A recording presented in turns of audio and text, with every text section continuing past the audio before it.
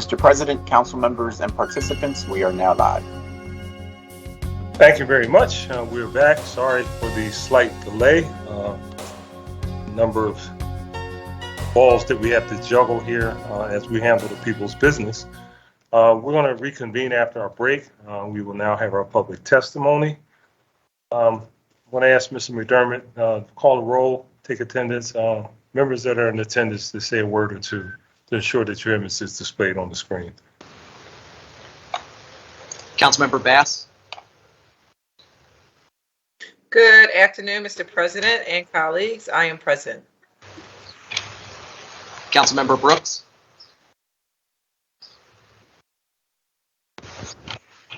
Councilmember Nam. Good afternoon, Council President, colleagues. I am present also. Okay. Councilmember Gautier. Councilmember Gilmore Richardson. Good afternoon, Council President and colleagues. I am present. Councilmember Green. Well, good afternoon, Council President, colleagues, and to the viewing public and those who are testifying today during public comment. I am present. Good afternoon. Councilmember Gim.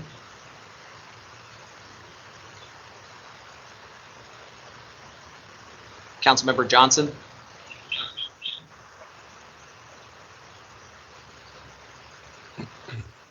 Councilmember Jones.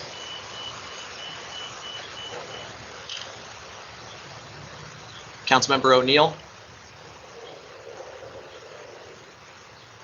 Councilmember O. Councilmember Parker. That's fine. Councilmember Quinones Sanchez. Councilmember Squilla. And Councilmember Thomas. And Council President Clark.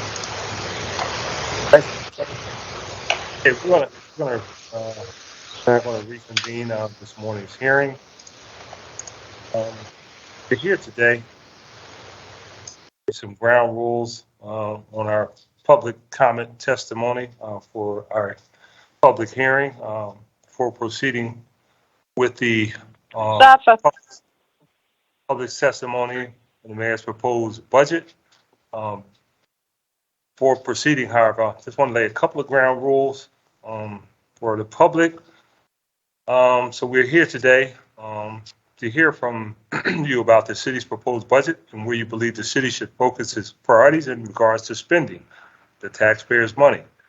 Due to the COVID-19 emergency, we have implemented special procedures with respect to public comment, which were advertised, posted on council's website, and sent out in a press release. Excuse me. Speakers interested in giving testimony were asked to call in or email us at 3 p.m. yesterday so that we could take the technical steps necessary to provide an opportunity for public comment in a virtual environment. Excuse me. To ensure that there is an opportunity for everyone here to be heard, certain ground rules have been established and therefore as follows. Your testimony should be about the mayor's proposed spending priorities as it relates to his budget. All those who signed up to give public comment, the telephone at the beginning of this hearing, are invited to join the hearing. Please make sure that your phone is muted at the time and until it is your turn to speak. Your name will be called in order in which you signed up. And once your name is called, please unmute your phone. You will then have up to 3 minutes to speak. Oh, I'm sorry, we're going to have 2 minutes today because we have a significant volume of testimony. So I'm going to ask that you adjust your testimony to reflect a 2-minute time frame. Once you're going to be asked to begin your testimony, the timer will be restarted. And when there are 30 seconds remaining on your time, you will be reminded of this. And once your allotted time has passed, you will be asked to conclude your remarks. And at that time, please mute your phone and stay on the line until the hearing is concluded. I would ask Mr. McDermott, please read the name of our first speaker. Our first speaker is Cody Carter. Good afternoon. I'll state your name for the record and please proceed with your testimony.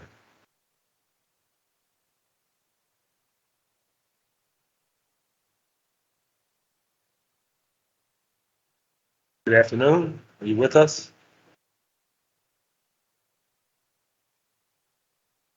Next name is McDermott. The next name on our list is Janine Miller.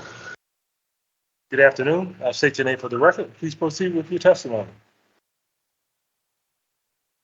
Council President, we're going to need a moment. We're having a technical difficulty with the system here.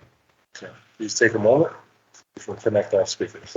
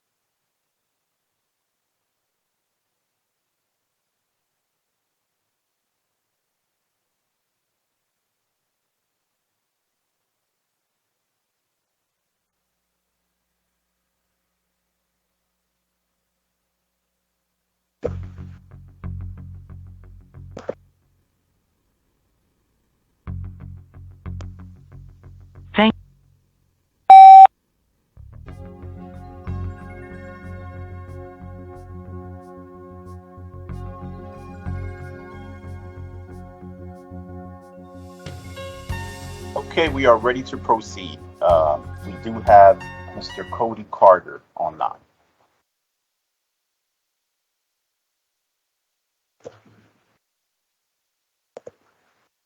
Okay, Mr. McDermott, call the first name again. So, Our first witness is Cody Carter. good afternoon. State your name for the record. Please proceed with your testimony. Hello, my name's Cody Carter. Thank Councilman Green for the invite. Back in 2020, me and my family went through an issue with CHOP, and my son was admitted into the hospital at 5 months, and we went through. We thought he had a common cold, and ended up, finding out, later that he had an issue called EDS.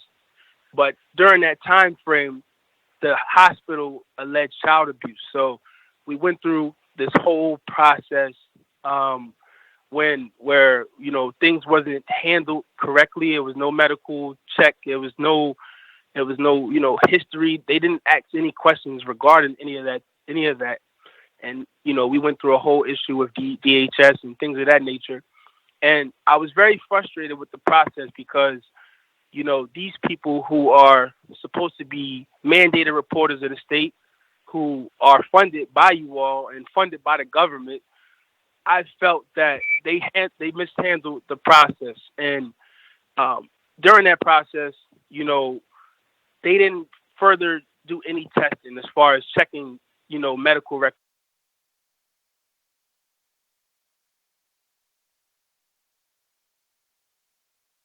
Mr. Parker? Still with us?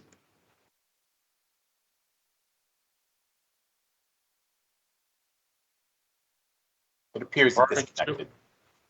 Did he get disconnected? Yes, he got disconnected, Council President. Okay. All right. I'll let the record reflect that Councilwoman McGinn is present. All right, maybe we'll put that. Mr. McDermott, read the next name. The next name is Janine Miller. Good afternoon. State your name for the record. Please proceed with your testimony. Good afternoon. This is Janine Miller. I'm calling in from Project Home. I'm actually here today on behalf of Sister Mary Scullion, who sends her greetings.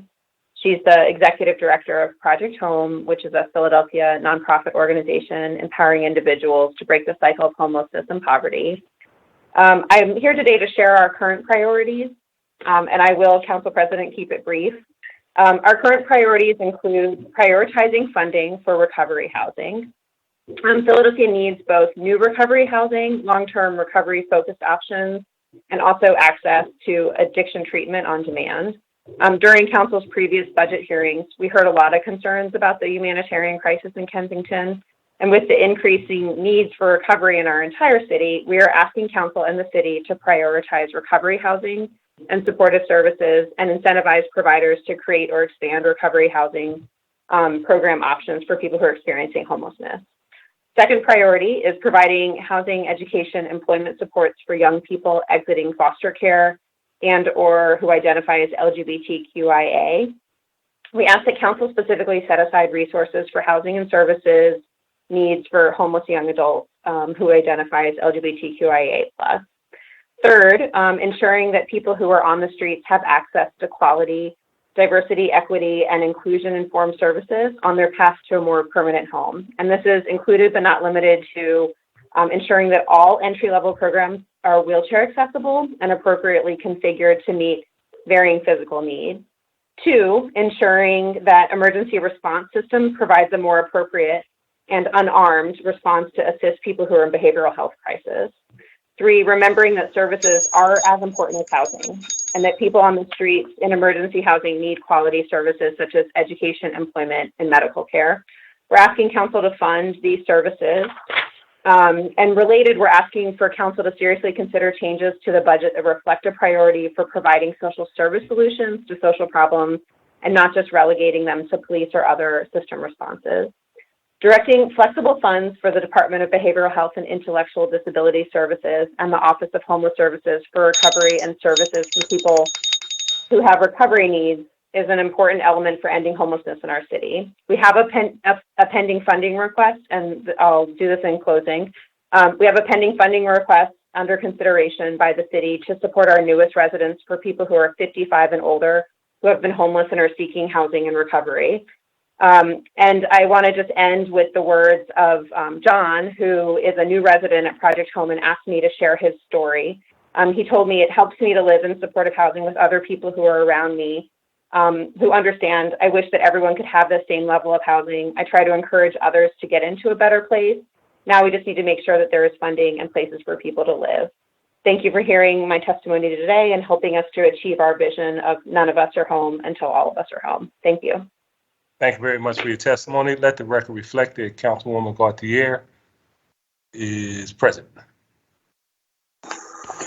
Councilwoman Squilla present also. Let the record reflect that Councilman Squilla is present. I'm not sure if I was recorded as present, Mr. President. I was on mute. I'm here. You are now, Councilwoman. Let the record reflect that Councilwoman Parker is present. Council President, I've been told that Cody Carter has been reconnected. Okay, he has all right, okay. Mr. Carter, are you with us now? Yes. Can you hear me? Yeah, come on. Yes, sir. This. Okay, perfect. My name's Cody Carter. Thank you all for your time, and thank you, Councilman Green, for the invite. I just wanted to speak on a bill that I developed called the Cody Bill that Councilman Green has also. And I just wanted to touch on an issue, that I feel is plaguing a lot of Philadelphia, and it affected me personally.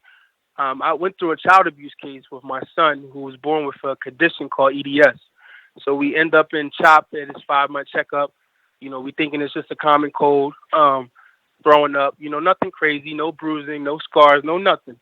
So we take him in and we end up going through a whole child abuse case. Now, after all of that played out, I find out that CHOP has an EDS division.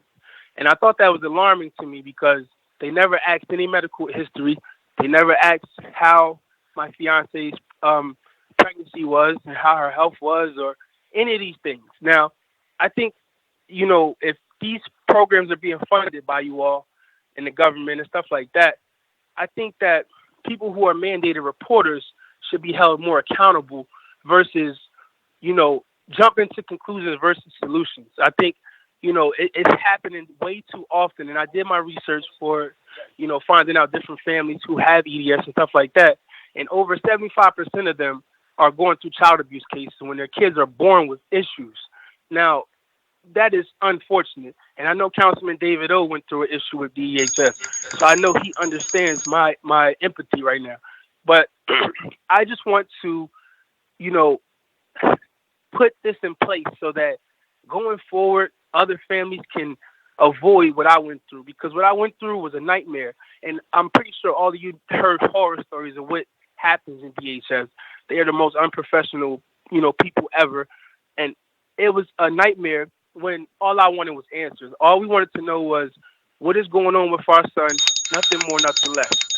So I just want to try to put this in position so that, when kids are brought into emergency rooms, that they are no longer just jumping to conclusions. Like, at least do some testing, find out history, have some written things. And I have a whole bill. I can't go through it all because I don't have the time, but I have a whole bill which actually outlines everything that should be put in place, because there's no structure and a lot of these doctors are not being held accountable. And before you get involved with DHS, the doctors have to call DHS. So the issue is not with DHS, the issue is with the doctors. And these doctors are just, ruining people's lives. And I think that's unfortunate. And a lot of people are not speaking up, but I want to be the vessel to speak up and affect the change, because things have to change, because we all know there's nothing worse on your record than child abuse. And I think if you're not really out here doing that, we should not just jump to that, so that's just my whole issue. And I really want everybody here, to really review my bill, because I think that this will help change what's going on. And I think you all deserve to know where your funding is going, because you're funding these programs, you're funding DHS, you're funding CHOP, but we need to know that these companies are withholding the standing that you guys are expecting from them. And that's all. Thank you guys for your time. Thank you, Mr. Carter. We appreciate your testimony. Our next witness is Ernest Garrett. Good afternoon. State your name for the record, and please proceed with your testimony.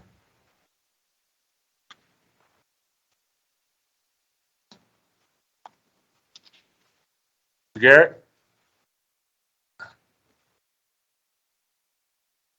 The participant is not connected, Council President. Okay. Next name? Next name is Timothy Reimer. Good afternoon. State your name for the record. Please proceed. Hello.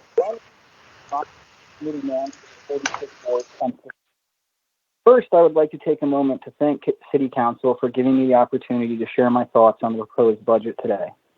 I know there are many people waiting for their turn to speak, so I will keep my comments brief and focused on a single item: the renovation of the Cobbs Creek Golf Course. The proposed capital program under Parks and Recs contains $1.5 million in both fiscal year 2023 and fiscal year 2024 for the renovation of the Cobbs Creek Golf Course. The lease the city negotiated with the foundation behind this project explicitly states that the foundation will raise all of the required funding on their own, and the city has no obligation to contribute. The foundation is backed by billionaires who have more than enough money to complete the project without taxpayer money subsidizing this questionable endeavor. I respectfully ask that the $3 million be reallocated to another more worthy cause, such as libraries, public health, or affordable housing. Again, thank you very much for giving me this opportunity, and enjoy your day. Thank you very much for your testimony. We appreciate it. Our next witness is Irene Young. Good afternoon. Thank you for joining us today. I'll state your name for the record. Please proceed with your testimony. Mrs. Young is not connected, Council President. Next name? The next name is Andy Toy. Good afternoon. State your name for the record, and please proceed with your testimony.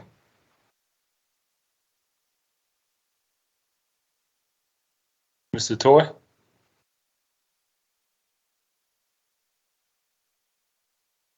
Is Mr. Toy connected, Modesto? Can you hear me? Yes, he is. Yes, we can. Yes. State your name for the record. Okay, Please proceed sorry. with your testimony. Sure. Good afternoon, Council President Clark and council members.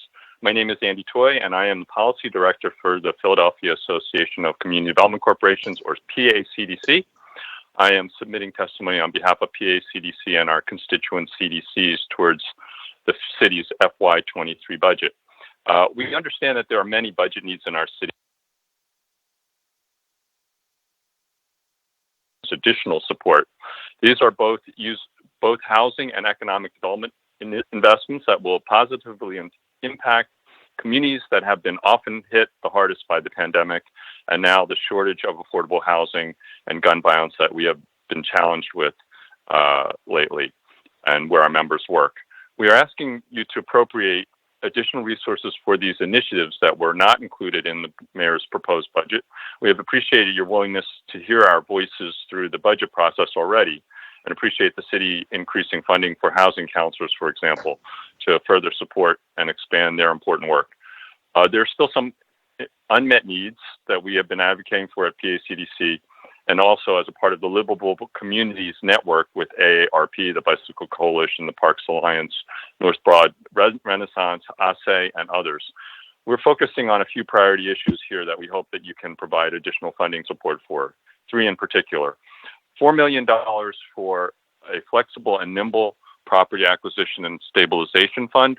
This would be a quick strike program that would allow CDCs and others to respond to changing market conditions and acquisition opportunities quickly. This is especially important in gentrifying communities when key properties become available to prevent speculators and outside investors from buying up those properties and either sitting on them or converting them to undesired uses. This would enable community-based developers to build and preserve more affordable homes and keep neighborhoods stable. In addition, this would help community-based developers to acquire vacant properties on neighborhood commercial corridors for uses that are consistent with neighborhood needs and not allow nuisance uses. Finally, we foresee that the fund would be able to provide short-term support for stabilization of properties until permanent financing is in place for the redevelopment of vacant properties. And the fund could be under the auspices of either PIDC or local CDFIs. Second, expanding target property Carter Management Program, TCMP, by $2 million to a total of $4.79 million instead of $2.79 million. And we know that there is support for that. And third, expanding the Taking Care of Business program by $3 million to a total of $10 million. And that's to keep up with inflation, increase current contracts to add more ambassadors to clean corridors, and frequency and quantity of cleaning. So finally, yeah, you have, I have some written testimony that I've submitted. We appreciate the time to give greater focus to not only the programs that you are already supporting, but consider these 3 proposals that we think will pay dividends in impact and positive change in the communities in which we work. Thank you. Thank you. Thank you for your testimony. Our next witness is Nico Mayering. Good afternoon. State your name for the record. Please proceed with your testimony. Hello. Good afternoon. I want to thank City Council for hearing me today, and I especially want to thank all council members who have spoken in favor of fully funding our amazing library system. Walter Cronkite told us, whatever the cost of our libraries, the price is cheap compared to that of an ignorant nation. An extra $10 million is not enough to fund our amazing library system. We are the city of Ben Franklin, America's first library advocate, and it is a shame that we have underfunded our libraries for so long. We must have permanent $30 million budget increase over FY 2021 for real full funding. We must have neighborhood libraries funded to open 6 days a week all year, 52 weeks a year. We must have each library staffed with a children librarian, teen librarian, adult librarian, and digital resource specialist. We must have city-funded paid education for staff career advancement. We must have a fully funded capital budget so all building infrastructure is safe and in good working condition. Our elevators, our HVAC, our roofs, our everything. We must have city-funded $10K per library each year for programming. We must have full staff access to PPE and safety measures are in place, we must ensure that safety measures are in place through our ongoing COVID-19 pandemic, which is still going on. Great books help you understand, and they help you feel understood. City Council, you fine folks have got to understand that libraries are community centers, resource centers. They are places we can go, especially disabled Philadelphians like me, to feel welcomed, to feel valued, and to feel safe. Don't we deserve that? Don't we all deserve that? Doesn't every Philadelphian deserve safe access to those resources? Give us that $30 million. Give us that real full funding. Thank you for letting me share. Thank you for your testimony. We appreciate it. Our next witness is Kitty Jarigi. Good afternoon. State your name for the record. Please proceed with your testimony. Hello, can you hear me? Yes, we can. Please. Okay, thanks.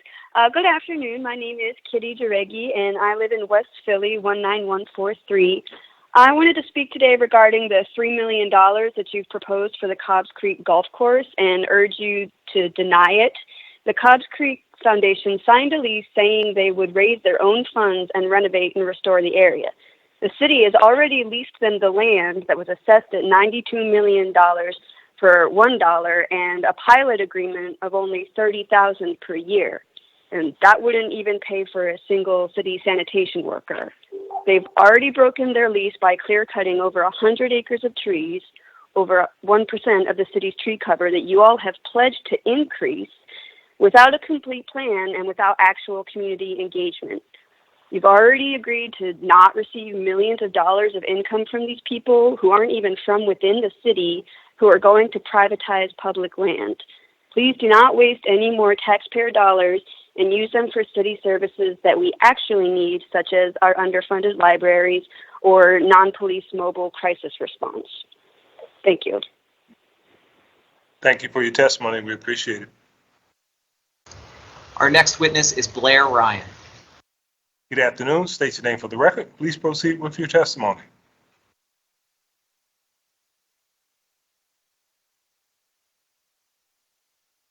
Mr. Ryan, are you connected?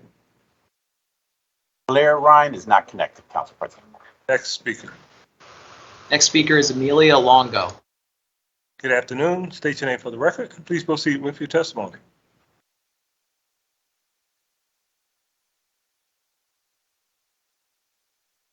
Good afternoon. Are you connected? The participant is not connected, Council President. Next speaker. Diane Payne. Good afternoon. State your name for the record and please proceed.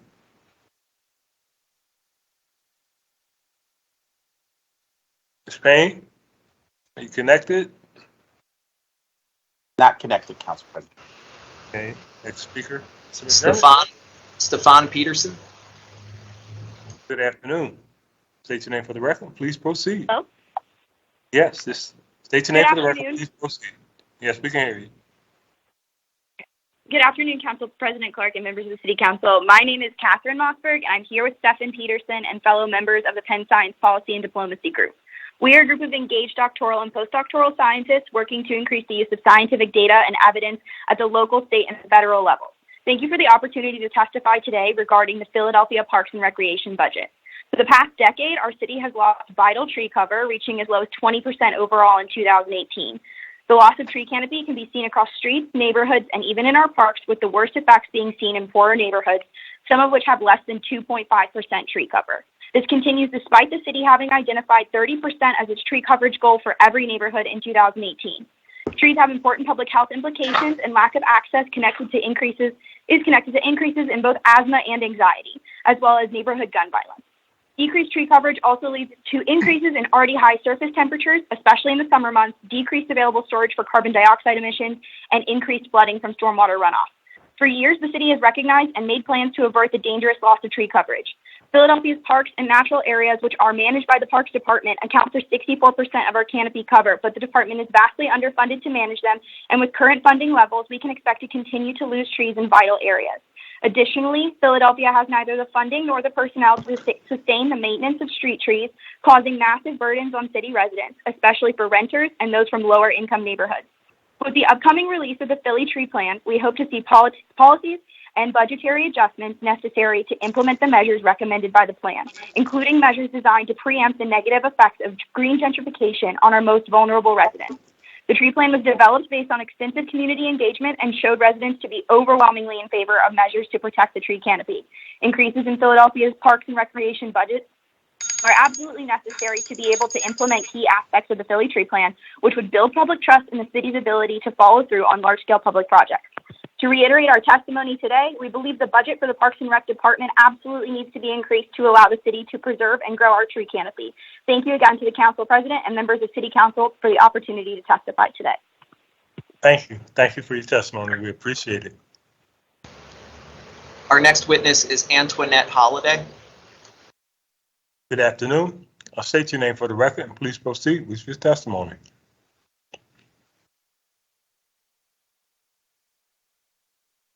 Ms. Holloway, are you connected? She just disconnected, Council President. Okay, maybe she'll call back. Next name? Greg Windle. Good afternoon. I'll state your name for the record and please proceed with your testimony. Mr. Windle? Yes, good afternoon. My name is Greg Wendell. Yes, please proceed with your testimony. Thank you. My name is Greg Wendell. I grew up in Mount Airy, and I now live in West Philadelphia. I'm here today as a member of Philly DSA. I'm a proud graduate of our public schools, and when I have kids, I want to send them to their neighborhood school. But first, I need to know that the school building is safe. I grew up attending a school where I could not drink the water because it was filled with lead, where students suffered chronic asthma attacks, and where we all baked in 100-degree classrooms without air conditioning. You must not tolerate these inhumane conditions for the next generation of children. Philly DSA is urging City Council to fund the construction of a safe and modern school in every neighborhood and condition that funding on meaningful community involvement in the planning process. I understand that City Council does not have direct authority over the school district spending, but it does have leverage. Funding can be conditioned on public promises from our new superintendent and from our school board. In this budget, we are demanding a major appropriation for the school district to remediate toxic conditions in our schools, and it must be conditioned on these public promises from the district. First, the school district must create a master facilities plan to rebuild or repair every school, remediate environmental toxins, and reduce each school's carbon emissions using union labor and minority-owned companies. Second, an independent board must oversee spending priorities, construction progress, and decide on best practices for construction and environmental testing. This board must be made up of parents, students, and representatives chosen by every union working in public schools. Third, information must be shared with parents and unions, including the most recent environmental data, construction timelines, and progress updates. And we know that the city can find the money to do it. With $3 million in annual operating costs, the newly created Philadelphia Public Financial Authority could be capitalized with at least $100 million. The wealth tax proposed by Councilmember Brooks could bring in over $200 million each year. And pilots from institutions that don't pay property taxes could tap into the University of Pennsylvania's $20 billion endowment that grows by over $1 billion each year. I urge you to rebuild our toxic schools so that the children of Philadelphia have what every child deserves, a safe and modern school in every neighborhood. Thank you. Thank you for your testimony. We appreciate it. Our next witness is Robert Zaritsky. Good afternoon. State your name for the record and please proceed with your testimony.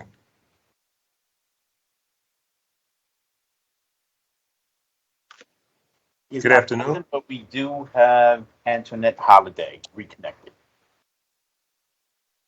Okay, let the record reflect that Councilwoman Nona Sanchez is present. Please proceed.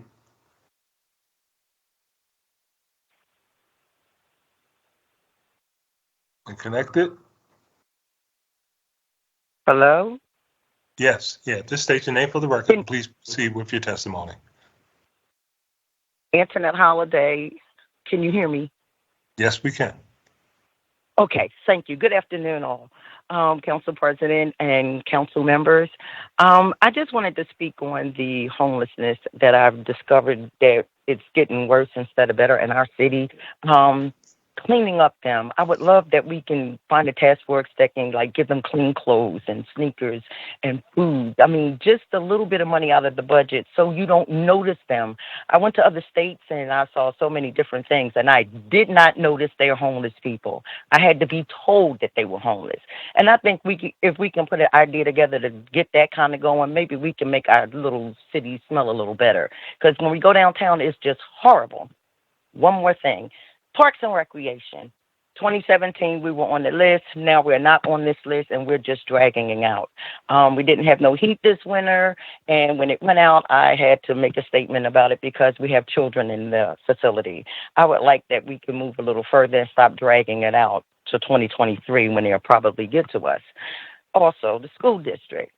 I've never had a chance to go to school downtown. The children that are down there are outrageous. I think they need to go into the buildings if they're not sold already. We can try to find a way to keep them in place. And I want to thank you for listening to all of that. Thank you, Curtis Jones, for allowing me to remember that the hearings was today. And thank you so much, and y'all have a great day. Thank you. Thank you so much for your testimony. We appreciate it. Our next witness is Sadie Francis. Good afternoon. State your name for the record. Please proceed with your testimony.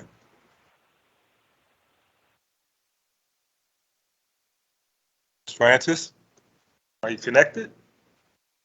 Not connected, Council President. We have Next name. Aaron Young. Good afternoon. State your name for the record. Please proceed with your testimony.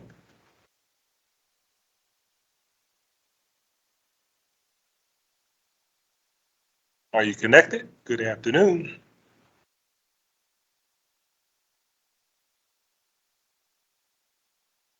Not connected. Aaron Young. There you go. All right. Yeah, this state your name for the record. Please proceed with your testimony. Okay, my name is Aaron Young. I live in West Philadelphia, close to Cobbs Creek Park. I'm commenting on the budget for financial years 23 to 28. So on line 43, item 5, there's a proposal to donate or to give $3 million over 2 years to the Cobbs Creek Foundation for their planned so-called improvements of Cobbs Creek Golf Course. I adamantly oppose rewarding them with $3 million of our taxpayer money. Cobbs Creek Foundation violated its lease with the city by deliberately misleading the surrounding community. They failed to mention in their January town hall that they were going to cut down 108 acres of healthy trees, including at least 500 heritage trees a few weeks after that meeting. This omission denied our community a voice in how our public land should be used. They also violated the lease by felling the trees without completing a floodplain restoration plan and obtaining all the other necessary permits. The lease states that Cobbs Creek Foundation is fully financially responsible for their planned restoration. They are wealthy enough to do it with their own money. The city is also leasing the land to them for $1 for 70 years and giving them significant tax breaks. So why are we giving them extra money? Our communities need that money. That money could be used in a dedicated stream of funding for sidewalk repair, which we don't currently have. In my neighborhood, and when I walk around all of West Philadelphia, some sidewalks are in such disrepair that they are hazardous to walk on, and I've had to walk in the street. This is a public safety hazard, which needs to be rectified. Our schools and libraries are both underfunded, and they need that money. Our sanitation and recycling system needs that money. If the money has to stay in Parks and Rec, it should be used to fix infrastructure that already exists in Cobbs Creek Park and other Philadelphia parks. For instance, I live near Malcolm X Park, which has benches that are warped from years of heat, and those benches need to be replaced.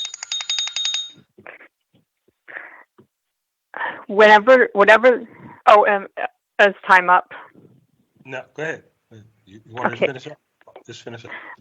Okay, thank you. Whatever the money is used for, it should not be given to these wealthy developers from out of town who don't care to meaningfully engage with our community and hear our voice. Please do not give that $3 million to Cobbs Creek Foundation. Thank you. Thank you. Thank you for your testimony. We appreciate it. Thank you. Our next witness is Dr. Linda Stern. Good afternoon. Just state your name for the record. Please proceed with your testimony.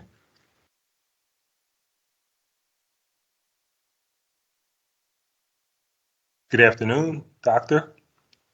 Are you connected? She is not connected, Council President. Next name, Mr. McDermott. The next name is Elizabeth Bonnie Tavidas. Good afternoon. State your name for the record. Please proceed with your testimony. She is not connected, Council President. Next name, Mr. McDermott. Michelle Gaffney. Good afternoon. State your name for the record. Please proceed with your testimony. Ms. Gaffney, are you connected? Ms. Gaffney is not connected, Council President. Not connected? Okay. Next name. Ruth Burchett. Good afternoon. Just state your name for the record. Please proceed with your testimony. Ms. Burchett? Also not connected, Council President. Not connected. Next name. Naima Miller. Good afternoon. State your name for the record and please proceed with your testimony. Ms. Miller? Not currently connected. Not connected. Okay. Kelly Organ. Good afternoon. State your name for the record and please proceed with your testimony. Hi, my name is Kelly again, and I am also calling to speak about the Parks and Recreation section of the budget, and specifically the Cobbs Creek Golf Course. I also live near Cobbs Creek, and frankly, exploring that natural world along that creek has kept me and my family sane throughout the pandemic. So I really appreciate the Council's acknowledgement of the importance of safe and healthy recreation in the city. As many other callers have stated, the proposed budget for the Cobbs Creek Golf Course Restoration Project of $3 million is a poor use of our tax dollars, and I really object to those dollars being used to fund the restoration of a golf course that no one in the community asked for, particularly when there are so many other more valuable and necessary recreation initiatives in the city that have already shown value to residents. The foundation behind the project has ample resources to complete the project themselves without city funding and has shown a consistent lack of commitment to engaging our neighborhood in anything but lip service. They've destroyed 100 acres of valuable natural habitat for the project to rebuild this golf course. Golf courses are notoriously unsustainable and bad for the environment. And as our city commits to a climate resilient future, it seems quite foolhardy to dedicate community resources of such magnitude to this project. So I join the chorus of other callers asking that $3 million be reallocated to tree planting initiatives, to replant the trees they've already cut down, recreation centers, and existing park maintenance instead, particularly in King Sussing and other often neglected parts of the city. For example, if you need a concrete place to put that money, an existing Cobbs Creek project, the bike path between Baltimore and Woodland Avenue, has been pretty neglected. It could use some regular cleaning and maintenance, and it is used every single day by community members who actually live there, despite the lack of attention and care. It seems like a much more appropriate use of city tax dollars than funding the pet project of wealthy individuals who live outside the city. Thank you very much. Thank you for your testimony. We appreciate it. Our next witness is Karen Moore.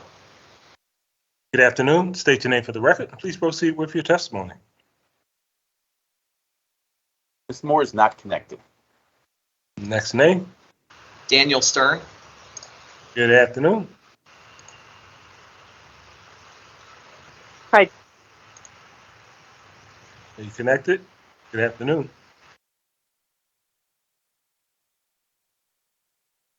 Can you hear me?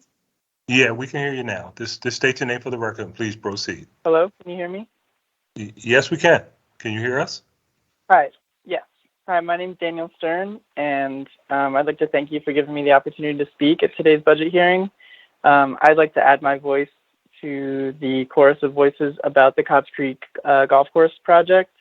The proposed capital program in this year's budget and next year's contains $3 million for funding this Cobbs Creek Golf Course project, and I strongly object to our tax dollars being used to fund a golf course that will primarily be used by wealthy people from out of town. The Cobbs Creek Foundation, which is behind the project, is run by billionaires who have ample resources to complete this project without any city funding. So I respectfully ask that the money be allocated to fund our public schools, libraries, affordable housing, mental health crisis response, among other things. Thank you and have a good day. Thank you for your testimony. We appreciate it. Our next witness is Judith Robinson. Good afternoon. State your name for the record and please proceed with your testimony.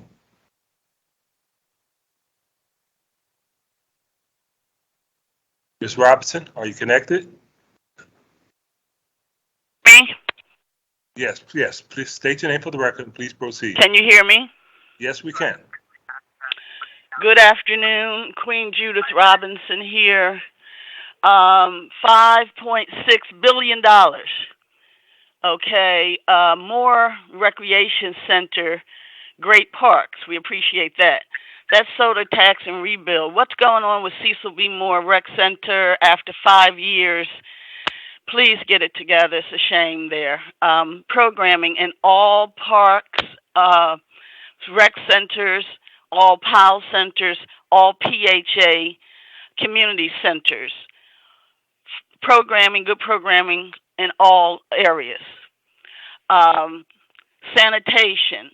We need a second trash day in partnership with Temple University and other universities. We need to clean up our city. We need to focus on that. There needs to be a development impact fee used in areas most impacted by the expanding development and gentrification. $5.6 billion. You all today had budget hearings talking about from 2023 to 2028, I believe. Better monitoring, better implementation. When funding is provided, how are you focusing on what actually happens? We all have decided that we support council member, O'Neill. I don't say his name often. Maybe that's why I'm stumbling a bit. But we support his increase to the homestead limits. With inflation, we know we need to do that. All tax relief programs should have increase in income guidelines. Health, let's breathe, please, you all. Have some faith and breathe. We need to be preventive in every area. An ounce of prevention is worth a pound of cure. We know that. We all need anger management. That's part of our health. Regarding housing, PHA 5H program is the most effective, efficient, and readily available programming available. The income guidelines are only $11,000 per year. The school board, all areas, we need health, education, and welfare, $5.6 billion. We can untangle titles, get it right. We can get the job done, but we must be clear on priorities, monitoring, management. Have we ever tried each department be better managed with our tax dollars? Safety is important. We must reallocate towards safety in our police department. They need training. They need mental health training also. We need to better manage mental health citizens, and we need wellness in that regard. We cannot murder mentally ill people in a sane society, so we say. Thank you very much for the opportunity. $5.6 billion. All of us, no one of us is smarter than all of us. Please listen to your constituents.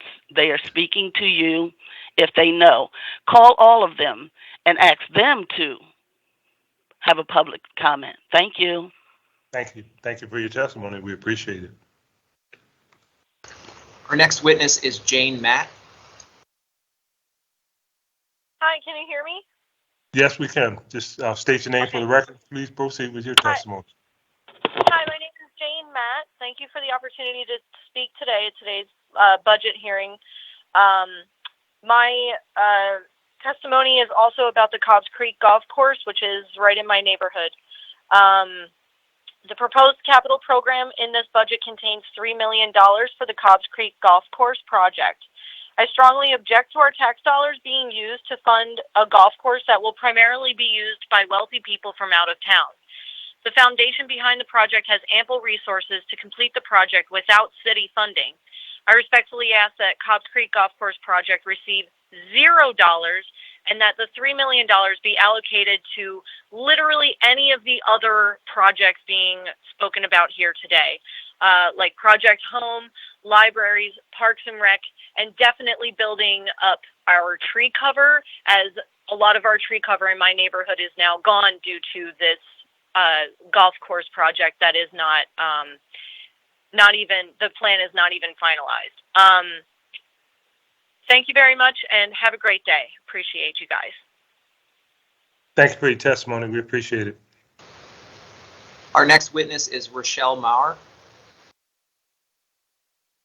Hello, can you hear me? Yes, we can. Just state your name for the record. Please proceed with your testimony. All right, thank you. My name is Rochelle Maurer.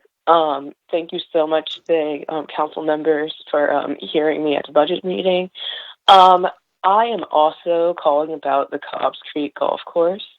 $3 million over the course of 2 years. These people are billionaires. It's part of their agreement with the city that they are the ones who are supposed to be footing this bill. They have not consulted the community at any point about what they were doing with the property. And that's an awful lot of money to be giving this up to a foundation who is not affiliated with the city and also has in their contract that it's part of their agreement that they're not supposed to pay that. So I'm hearing a lot of people today, Project Home.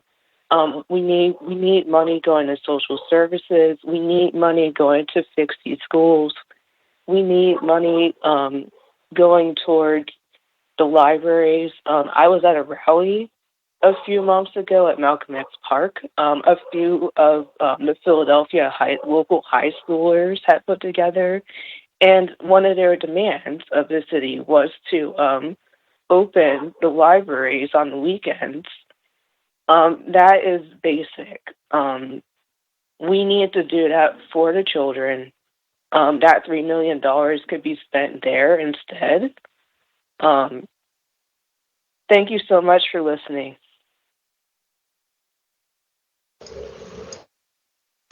Thank you for your testimony. We appreciate it. Our next witness is Barbara Hawk Ma. Good afternoon. I'll state your name for the record. Please proceed with your testimony. Good afternoon. Are you connected? Hi, can you hear me? Yeah, we can hear you now. Just state your name for the record. Please proceed with your testimony. Thank you. Barbara, for the past 5 years, I've been a donor and volunteer for Philly Parks. I live in South Philly. I am here to give voice to why Parks and Recreation Department deserves the requested $8 million budget increase. Their small, intrepid organization, staff, and programs do an outstanding job of protecting the environment for Philly's future. However, they can also help save lives and strengthen communities here and now. Parks and Rec have the community connections and skills to tackle our gun violence epidemic. I only have time to give a few personal examples. As a Parks volunteer leader, I work alongside amazing Power Corps youth staff. Power Corps training provides life-changing skills and employment opportunities for at-risk youth. Secondly, before COVID, when Ridgeway Pool was open, I would see neighbors of all ages hanging out, enjoying each other's company. It was a safer, more cohesive neighborhood in Bella Vista when the recreation area was open. Thirdly, Love your park cleanups, planting events, encourage community engagement, foster pride, and strengthen connections among neighbors. Parks and Rec have already created hundreds of vibrant partnerships with community, civic, and cultural groups throughout Philadelphia. Please support their budget request, which can also help combat gun violence through community partnerships. I will be watching. Thank you very much for this opportunity. Thank you very much for your testimony. We appreciate it. Our next witness is Patrick Sherlock. Good afternoon. State your name for the record. Please proceed with your testimony. Hello, my name is Patrick Sherlock. Council President, members of council and staff, I appreciate the time to speak this afternoon. I know council has many urgent priorities. I'm eager to share my support for funding that advances neighborhood safety, increases jobs, and business starts. Specifically, the allocation of $4 million for a property acquisition and stabilization fund, an expansion of the successful Taking Care of Business program to a total of $10 million in funding, an allocation of $4.79 million for the Targeted Corridor Management Program. I'm the Executive Director of the Fairmount Community Development Corporation. We work to support activities that build community, create a vibrant local economy, and help neighborhood residents and businesses thrive. The three areas of potential funding would make an immediate positive impact in the communities I serve and neighborhoods citywide. We currently employ a part-time business services manager who works to support the growth of community-based businesses across the neighborhoods of Brewerytown, Fairmount, Francisville, Sharswood, and Spring Garden. This person was essential to building relationships and dialogue with businesses throughout the pandemic, as well as soliciting donations and contributing more than $60,000 in community support to help these businesses survive. With additional funding, we could make this position permanent and pay them a full-time living wage to further their work and create more community impact. Fairmount CDC currently has a contract with the Commerce Department's Taking Care of Business program, and through this work, we're able to employ 2 cleaning ambassadors who remove hundreds of bags of garbage from the commercial corridor on West Girard every month. Increased funding would allow us to expand the service area as well as the scope of work to include taking care of street trees, as well as other community amenities that lead to more visitors to our corridor, as well as more visitors to our community businesses. And lastly, while the Girard and Fairmount commercial corridors are home to many successful businesses, they also suffer from the existence of long-term vacant properties often held as future investments by non-local residents. This blight deters visitors, and while several properties have come up for sale recently, we, like many organizations, lack the resources to take a stake in these businesses or take a stake in these properties and help shape the future of the corridor for the benefit of the entire community. These are just several ways that increased investment would benefit our neighborhood as well as citywide. I appreciate the leadership of Council President Clark in our district, as well as all of the council members who are supporting these services throughout the city. Thank you for the time today. We look forward to working with you in the future. Thank you for your testimony. We appreciate it. Our next witness is Cynthia Sims. Good afternoon. State your name for the record. Please proceed with your testimony. Good afternoon. I am Cynthia Sims. I am the Executive Director of Giving Us a Partnership Community Development Center under the vision of the late Thomas J. Ritter. I'm here to testify to be an advocate to the increasing funding of the same-day work program. It's an initiative of Council Presidents that is managed by the Pennsylvania Horticulture Center. The mission of this program is to help people and to change our city's national perception of Philadelphia. I'm proud to say that my team and I have been working hard to do our part to fulfill this mission. At the request of City Councilwoman Sherelle Parker, we created the arm of the same-day work program to clean vacant lots, heavy littered streets, short dumping, nuisance properties, as well as park and recreation sites. And through the Councilwoman's office, we're coordinating with the city street department to remove the trash. The best part of this program is giving an opportunity for people who want to work. We originally started with a team of 5 people, and PHS has allowed us to expand to 10 to 12 people who work once a week, hard to clean our neighborhoods. We are proud to provide more than an opportunity to make a quick dollar. We are restoring self-worth, community pride, while providing a way for workers to support themselves and their families. We are proud to clean over 25 areas across the 9th and the 8th District Council, many of them multiple times. We would like more funding to clean multiple days per week, to grow our team, and to work with PHS to connect with men and women to provide pathways that will lead to more family sustainability with the city like PHL, TCB, Power Corps. We also would like to offer more supportive services like resume writing and SALT job training. This program is a great start on so many levels. We thank you, and we hope that the council will invest in this program that works. Thank you. Thank you for your testimony. We appreciate it. Our next witness is Peter John Winslow. Good afternoon. State your name for the record. Please proceed with your testimony.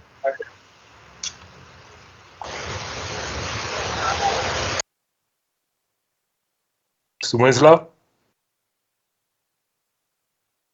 Hello? Yes. Just proceed with your testimony. State your name for the record. My name is Peter Winslow.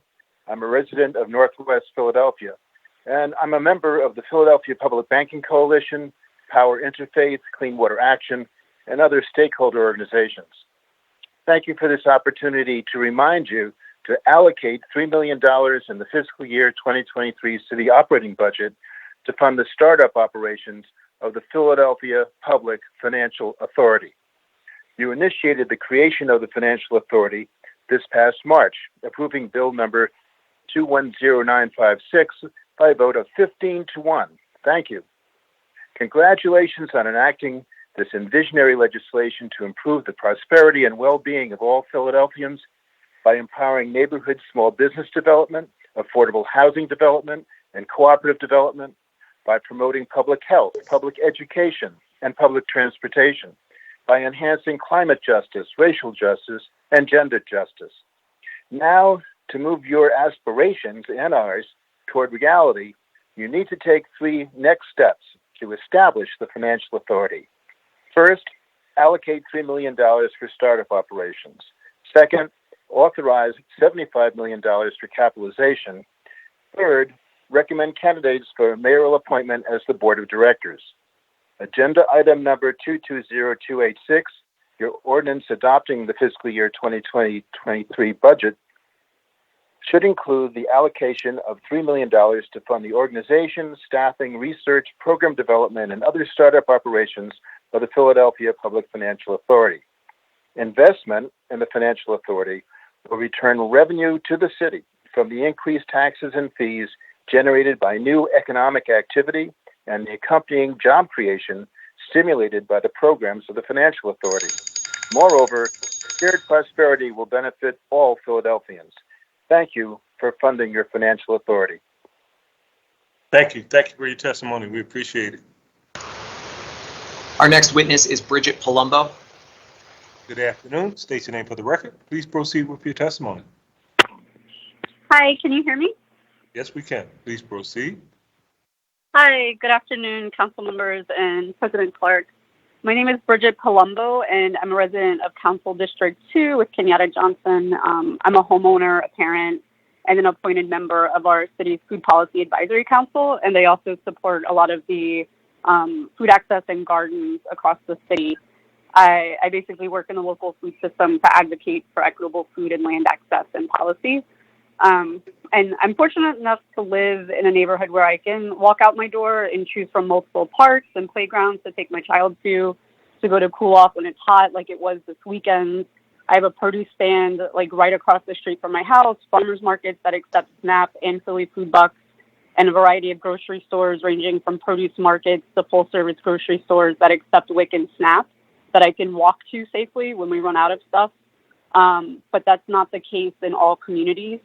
And I understand that there are many budget needs this year, but it's important to me that the city ensures that this next budget continues to expand upon walkable access to green space and fresh and affordable food for every community, especially the ones that have suffered historic disinvestment. And to do this, I feel like it's important for the city to commit to expanding the reach of our current food and nutrition benefits programs, such as SNAP, WIC, and especially Philly Food Bucks, which helps to double those dollars so that they're distributed and able to be spent in every neighborhood. And this will involve some investment in infrastructure and support to help more businesses, especially local and small businesses, be able to stock and sell eligible items and have equipment they need to accept these food dollars. I would also like to ask the city to invest in what's needed towards implementing our urban ag plan and food policy recommendations that ensure that our city's public land acquisition and disposition processes, such as those through the land bank, are transparent, information is easy to access, and the community is involved in decision making, because I see more and more spaces that feed, cool, and connect us getting erased due to our current land management systems. One opportunity I would like to highlight is that there are currently more than 500 parcels growing food in Philly. 43 are fully registered farms, and most of this land is managed by Black and brown growers. And this tells a powerful story because researchers have shown that across this land, 70% are located in areas of the city that have high concentrations of people living in poverty with little access to fresh, nutritious food. And 1 in 3 of these farms are in areas that are also gentrifying very, very quickly and exposing the vulnerability of food production, where farmers and gardeners often don't own the land that they're on. And already between the past few years, we've seen so many of these places get lost to our development process. We have 141 gardens that we've seen lost between 2015 and 2019. And just 2 weeks ago, I saw the disposition or sale of 14 parcels that a memorial garden in Haddington Community in District 4 that for decades served as a memorial space for people who lost their lives to gun violence get lost to the current development system that skips the critical steps of community engagement and dialogue. And meanwhile, we have a roster of 41,000 vacant lots in buildings, 14% of which are owned by the city, that could in theory be used for growing food. So I recommend that the city provide some organizational capacity through the budget to implement the policies outlined in the land bank strategic plan and the pending urban agricultural plan that was in draft this past year, and specifically think about some focuses for agricultural use and land management activities that will help restore community land. Okay, thank you. That is all. Thank you for listening to me. Thanks all. Our next witness is Susan McBride. Good afternoon. State your name for the record. Please proceed with your testimony. Mr. McBride? You connected? This is Susan. Yes, hi. Yeah, just state your name for the record and please proceed with your testimony.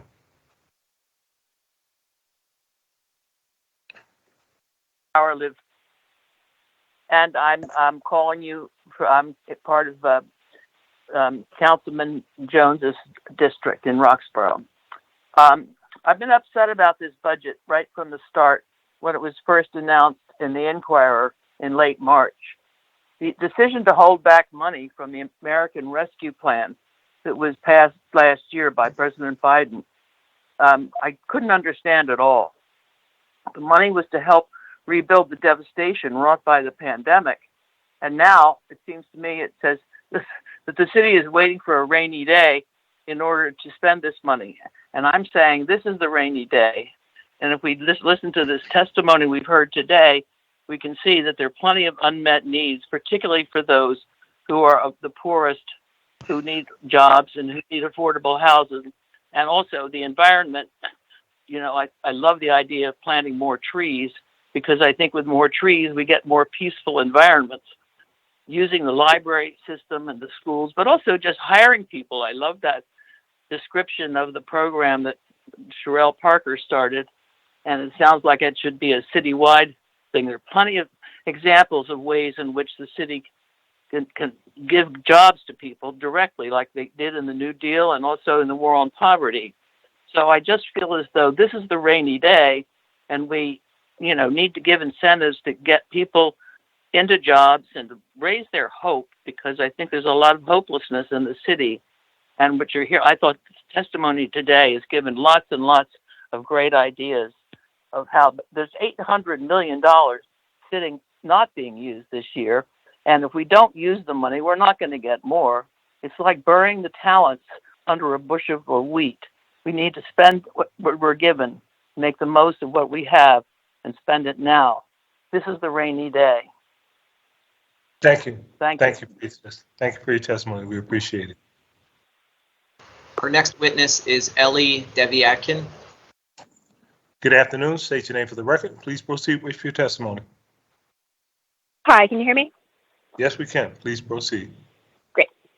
My name is Ellie Deviatkin, and I've been a commercial corridor manager at the Frankfurt CDC for the past 7 years.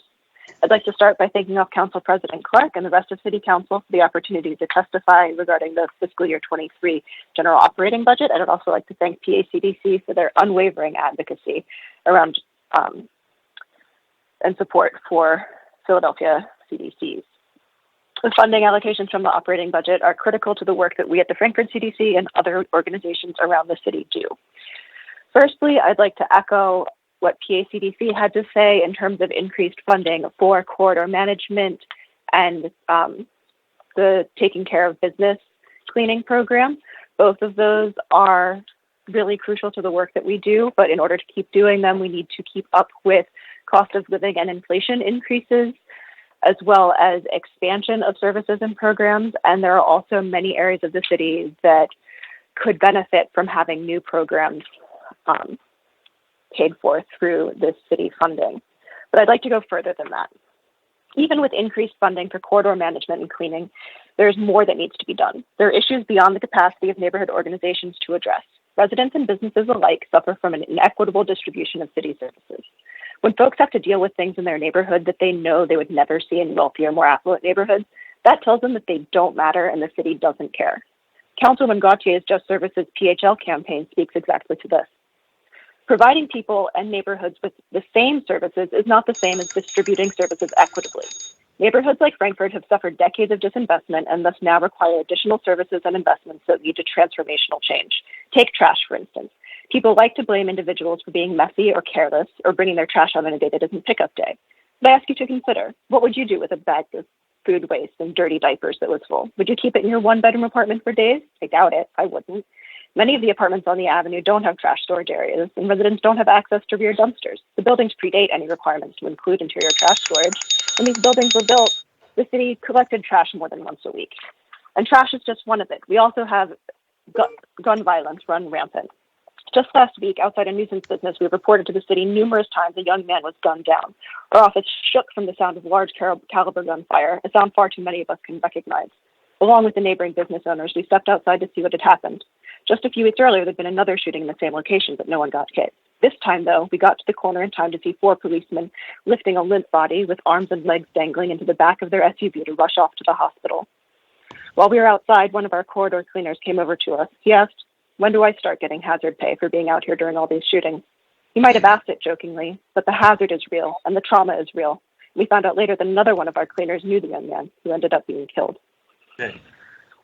And all of this is in an area where there is a police presence, and still that doesn't deter it because people are that desperate because there's been so little investment, decades of disinvestment. Investing in local ownership and development in neighborhoods, investing in our commercial corridors, investing in workforce development are all necessary, and each needs more funding than is proposed. However, that's only part. The city also needs to increase and improve the effectiveness of services to low to moderate income neighborhoods. Folks are tired of calling 311 or using the app and still having trash dumped everywhere and having abandoned cars. Folks are tired of reporting nuisance businesses and no response. Folks are rightfully sick of and all too accustomed to hearing gunfire in the communities and wondering if it's someone they know on either end of that gun, wondering when a stray bullet's coming through their window, all while their property rates can skyrocket. Meanwhile, they see folks in more affluent neighborhoods with major new development and gentrification getting tax abatements, coupled with an abundance of city services to address issues that affect quality of life. That difference, that lack of response, and lack of respect from the city for folks in these neighborhoods signals to these neighborhoods that they don't matter. Platitudes about the tragedy of gun violence are cute, but they ring hollow without real investment back into our communities. These folks are the backbone of this city. They are longtime residents, workers, small business owners, voters, and the kids who are our future, and the city needs to invest in them. Thank you again for the opportunity to testify. Thank you. Thank you for your testimony. We appreciate it. Council President Ernest Garrett, the president of DC 33. We called earlier. He was unavailable. Now he is connected, so I'm going to call him next. Thank you. Good afternoon. This station and let's proceed with your testimony. How you doing? My name is Ernest Garrett. I'm president of District Council 33. Good afternoon. Simply just want to say District Council 33 is asking City Council to pass the proposed budget so that the departments can bring the workforce to adequate staffing levels. Although we are in a pandemic, and hopefully it is nearing an end, the end date is not etched in stone. We must continue to work diligently and strive for our city and our fellow Philadelphians. And the only way to do that is to ensure that our departments are properly funded and to make certain that our members are earning a fair work wage. So that's short and it's sweet and it's to the point. We are in total support of funding city services. It's much needed. And I thank you for the opportunity to express that. Thank you for your testimony. We appreciate it. Our next witness is Deborah Fiegert. Good afternoon. State your name for the record. Please proceed with your testimony. Hello, I'm Deb Feigart. Can you hear me? Yes, we can. Please proceed. Thank you. My name is Dr. Deborah M. Feigart. I reside in the Logan Square neighborhood. I'm also a distinguished professor of economics emerita, recently retired from Stockton University, and I'm a member of the Philadelphia Public Banking Coalition. Thank you very much for passing the bill to establish the Philadelphia Public Financial Authority. Now we must fund it and have it go about its mission. I urge City Council and the Mayor to allocate $3 million in startup operating funds in the fiscal year 2023 operating budget and to appoint its first board of directors. If it wishes, the city could also draw on funds from the National American Rescue Plan. Let's use all available city monies now. We cannot wait for a future rainy day. As a speaker earlier said, the rainy day for small and medium-sized Black and brown businesses is now. The rainy day for residents being evicted from rental housing and the lack of affordable housing is now. The rainy day for poor children and food insecure households is now. The rainy day for Philadelphia students seeking to fund their education to help grow the city in the future and sustain their households is now. The rainy day for making our schools safe, our city safe, and modernizing our public infrastructure is now. The rainy day for taking measures to stem climate change is now. It's pouring outside. Economic inequality is a deluge. Please allocate $3 million in operating funds to the Philadelphia Public Banking Authority in the fiscal year 2023 budget. Thank you.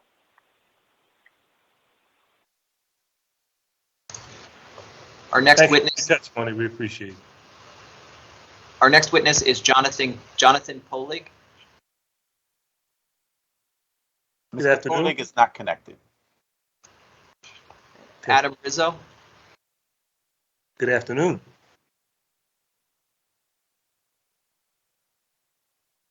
Are you connected?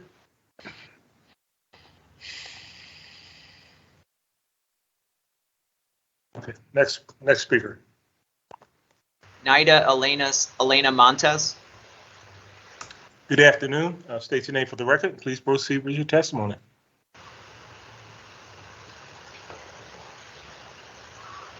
Are you connected? She is not connected, Council President. Okay, please proceed. Next name. Winifred Amos Wilson. Good afternoon. I'll state your name for the record. Please proceed.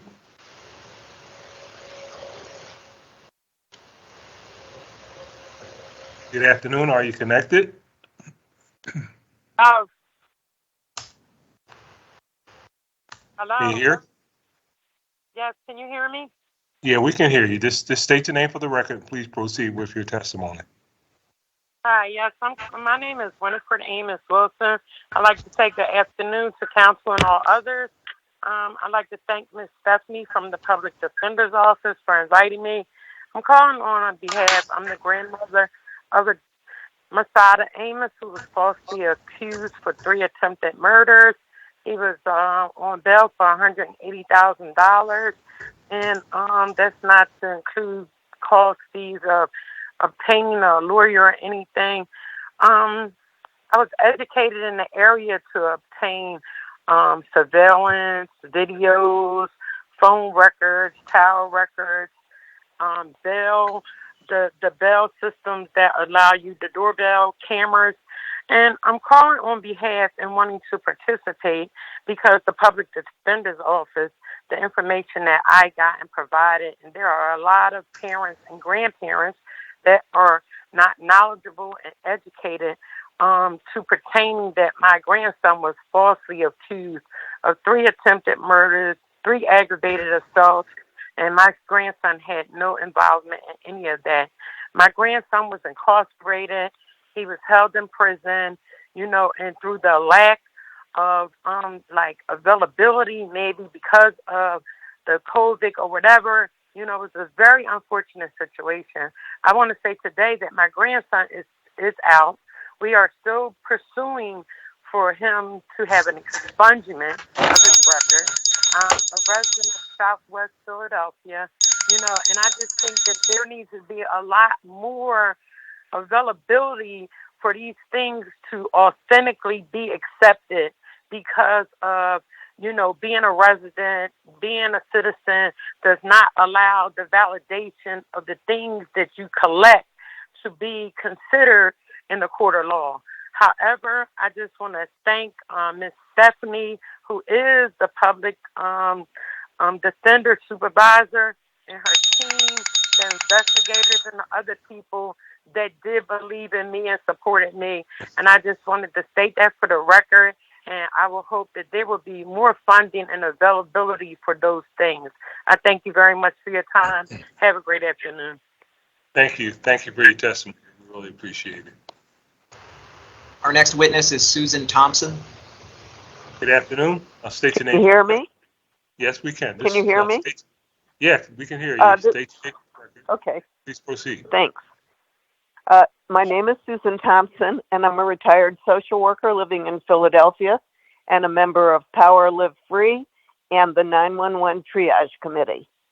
I am asking that Council increase funding this year to a total of $15 million to support the expansion of the mobile crisis response units in order to implement a non-police response to 911 calls. The current co-responder model, which involves police, does not represent the best practice for addressing mental health emergencies. Research shows that armed police often escalate the situation and can result in injury or even death of the person who is in distress. Such was the case of Walter Wallace. 1 in 4 fatal police shootings involve people with mental illness.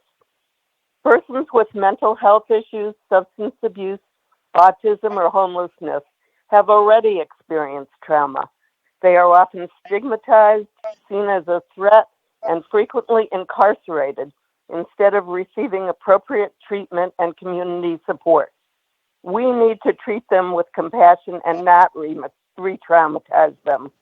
Mobile crisis teams comprised of medical staff, a behavioral health specialist, and a trained community peer navigator are the best responders to serve these citizens in nonviolent situations.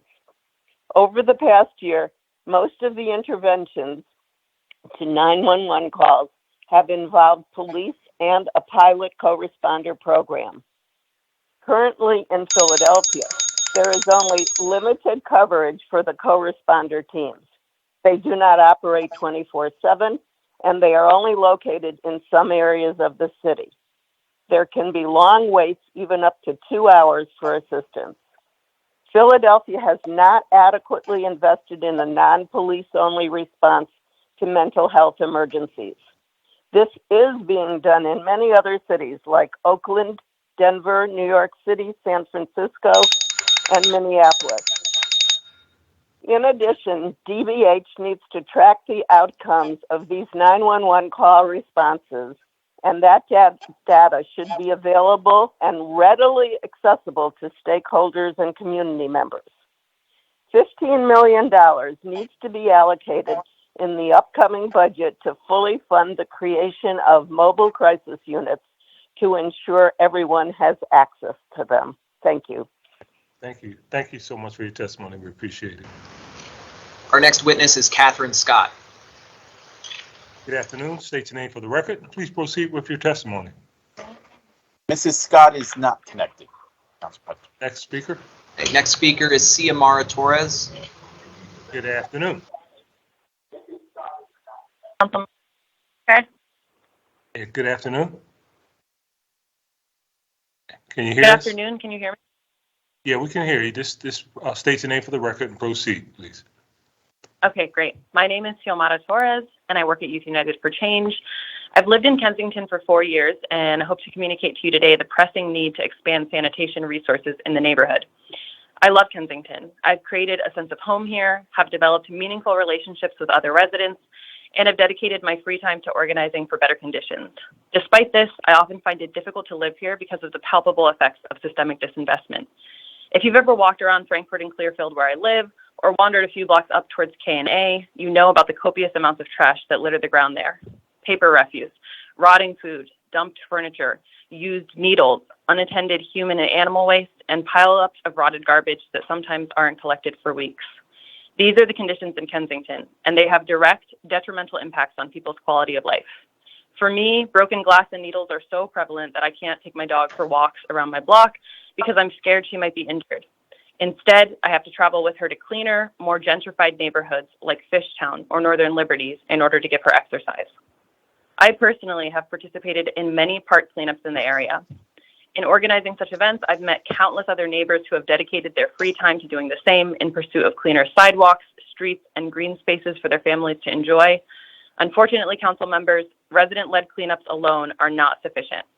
Despite community members sacrificing their leisure time and personal resources to clean up neglected outdoor spaces, working people simply cannot devote the time and money it would take to make and keep Kensington clean and livable. Sanitation in Kensington is underfunded, and it makes it difficult to live and to thrive here. It is impossible for working residents to solve this issue on our own, but with increased support from the city, these problems can be addressed in meaningful and lasting ways. We need the city to invest in Kensington. We need expanded sanitation resources so that trash is picked up consistently and so that instances of rotting trash pileups are reduced. We need free personal trash cans with lids so that waste can be contained safely and scheduled pickups can be more manageable. We need all of this so that Kensington and its people can flourish. Thank you for your time. Thank you for your testimony. We appreciate it. Next witness is Ann Dixon. Good afternoon. State your name for the record. Please proceed with your testimony. Can you hear me? Yes, we can. State your name for the record. Please proceed. My name is Ann Dixon, and I've lived in West Philadelphia for 30 years. Do not give the Cobbs Creek Foundation $3 million. This foundation recently clear-cut over 100 acres of Cobbs Creek Park without the required permits, including over 500 heritage trees. Heritage trees are considered irreplaceable due to their age, size, ecological, and/or historical value. Philadelphia has very high cancer and asthma rates. Air pollution is a significant contributor to both, and trees clean our air. Even residents who never walked in the woods benefited from it every time we breathe. We are experiencing a climate crisis so severe that it threatens to make the earth uninhabitable for humans. Trees absorb and lock in the carbon that is causing high temperatures and erratic weather. Our planet is also experiencing a sixth mass extinction. One of Earth's other mass extinctions wiped out the dinosaurs. This one is caused by pollution and habitat loss. Gerardo Ceballos Gonzalez, a professor of ecology at the National Autonomous University of Mexico, says approximately 173 species went extinct between 2001 and 2014. Pollinators are disappearing so fast that our food supply may become threatened. No one is coming to save us. We have to do that ourselves. Everything we do must take these two crises into account. The forest was clear cut by the foundation with the blessing of Catherine Ott Lavelle, Commissioner of Parks and Rec, was home to many animals. But now the trees, which were their source of food and shelter, are gone. It is destruction like this that is contributing to the mass extinction. As we speak, Japanese knotweed and other invasive species are taking advantage of the increased sun left by the tree cutting to grow by leaps and bounds. The longer the new trees are left unplanted, the harder it will be to get rid of non-native invasives. The clear cutting of 108 acres is more than a case of a broken lease. It is more than a case of rich outsiders asking for a handout. It is a case of a huge environmental crime. Those responsible need to be prosecuted to the fullest extent of the law. Catherine Ott Lavelle needs to be fired. The Cobbs Creek Foundation needs to use their own money to hire a reputable company without any monetary ties to developers to begin immediate restoration. Thank you. Thank you for your testimony. We appreciate it. Our next witness is Chris Sofa. Good afternoon. State your name for the record. Please proceed with your testimony. Sofa. Those responsible need to be. Are you connected?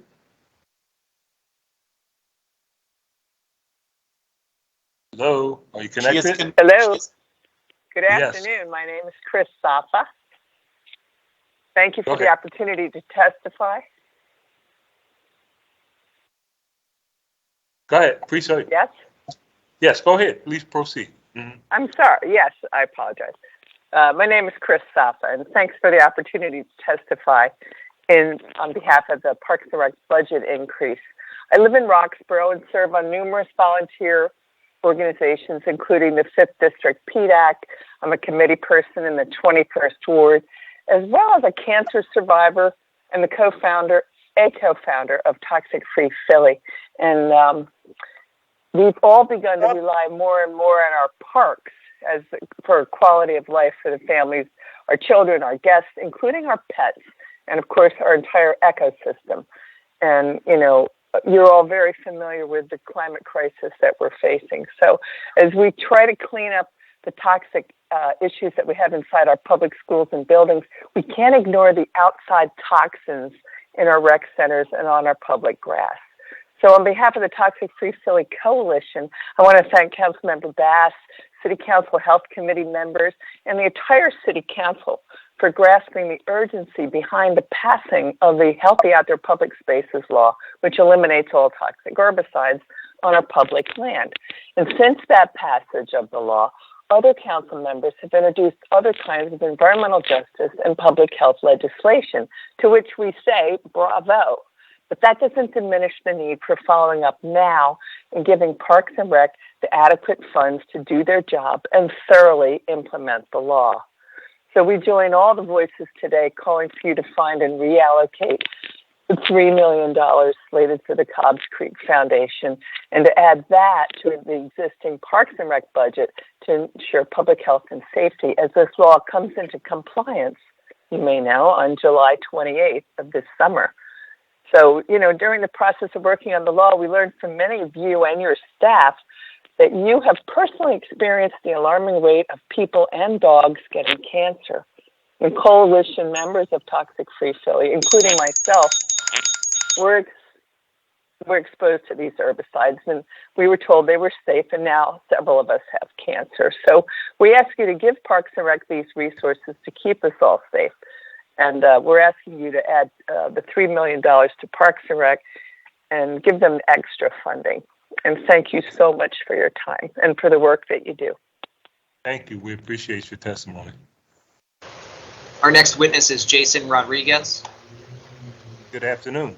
State your name for the record. Please proceed with your testimony. Jason. Hi, my name is Jason Rodriguez.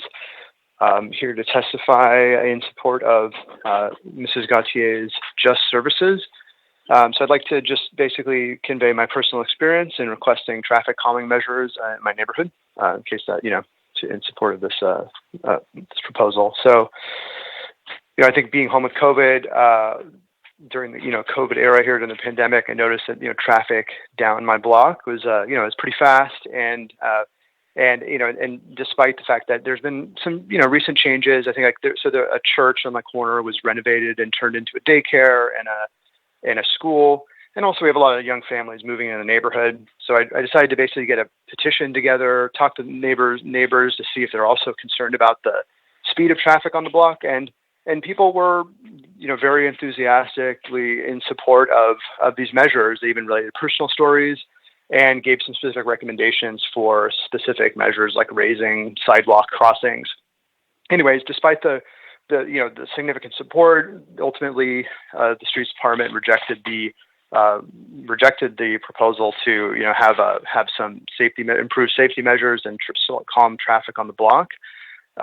They found that through the study there was a significant the car speeds weren't significantly elevated, as well as they didn't count the area as a school zone despite these new additions to the neighborhood, because of the entrance of the school actually is on 47th and not on King Sessing, which is the block where it's requested, which seems a little bit too specific and arbitrary to decline. And I think it runs counter to what the neighbors what the neighbors observe as the risk to their safety. So just wanted to relate that personal experience as you consider this. Thank you very much. Thank you for your testimony. We appreciate it.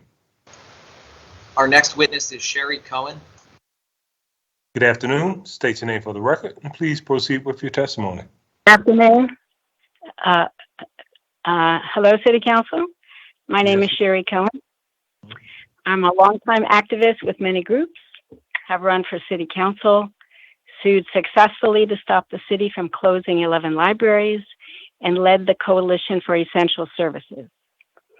With the highest rate of the 10 largest U.S. cities historically, mass incarceration and mass supervision of Black and Brown Philadelphians have devastated the lives of hundreds of thousands of people and starved our city budget. 20% of our budget shamefully goes to our carceral system: police, prisons, the district attorney's office, and the criminal courts.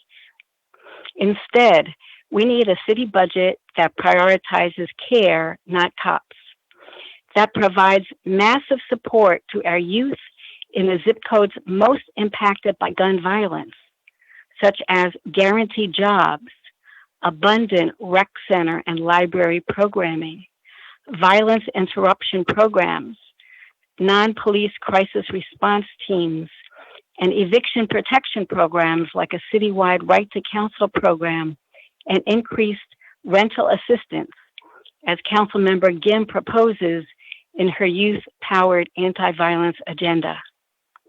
We need a budget that provides equity in delivery of city services so that low-income communities of color do not continue to be left behind, as Councilmember Gaultier proposes in her Just Services PHL campaign. And we need a budget that takes bold steps towards a Green New Deal. Taxation to meet our human needs must be fair. City Council must pass Councilmember Brooks' wealth tax bill, which would raise hundreds of millions of dollars from only 0.4% tax on stocks and bonds.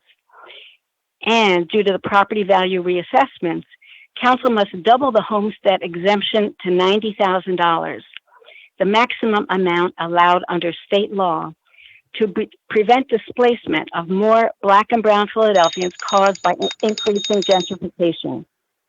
For our city to have more safety and more justice, we need to increase the budget of non-police crisis responders to $15 million, increase free library funding by $30 million to provide 6-day service, stop the underfunding of our public defenders who need $5.8 million more than the mayor's budget proposed, provide $8 million more to our Parks and Rec department, provide $3 million to the Philly Public Financing Authority to get it started on the path to creating a public bank, meet the state requirement for the city to pay 1/3 of community college's budget, and restore funding cuts to the Office of Sustainability and the Philadelphia Energy Authority, which both work to protect our climate and address poverty by helping to reduce energy bills and making our homes and schools healthier. Thank you so much. Thanks for your testimony. We appreciate it. Our next witness is Celeste Chavez Gamboa. Good afternoon. State your name for the record. Please proceed with your testimony. Good afternoon. Are you connected? Hello, can you hear me? Yes, we are. Just state your name for the record. Please proceed with your testimony. Good afternoon, council members. My name is Celeste. I'm a member of Youth United for Change, and I live in Harrogate. Prior to living there, I lived in Kensington for most of my life. Over time, I've seen Kensington getting worse and worse, from freshman year of high school to taking public transportation during pregnancy to now. The sanitation of the area is declining. I remember being younger and seeing trash out on the streets and urine puddles, but you could easily step over it and the trash was not that much. Now it's all over the place and you have to walk in a certain path to not step on anything. As a mother, I can't take my child out for a walk because I have to be careful that he doesn't step on anything harmful. I can't even take him to the park because it's so unsanitary that it's not safe for a toddler. At times, I've had to scold him for almost picking something off the ground. He doesn't know any better, but the fact that I have to teach him to be careful where he steps is sad. He shouldn't have to grow in a place where he can't play or hang out outside because he has to avoid certain areas that are too dirty and smelly. No kid deserves that. They deserve to be comfortable in their own neighborhoods and not disgusted by it. Another problem I've encountered since the pandemic is that the trash truck would not come on time, and as a result, stray cats or rodents come and tear the trash bags apart, leaving trash on the sidewalk and streets.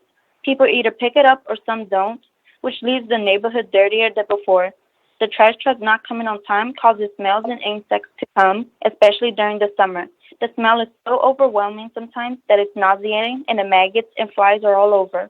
It's too gross, it's embarrassing, and uncomfortable to have a barbecue, hangout, block parties, or any event where people can come over.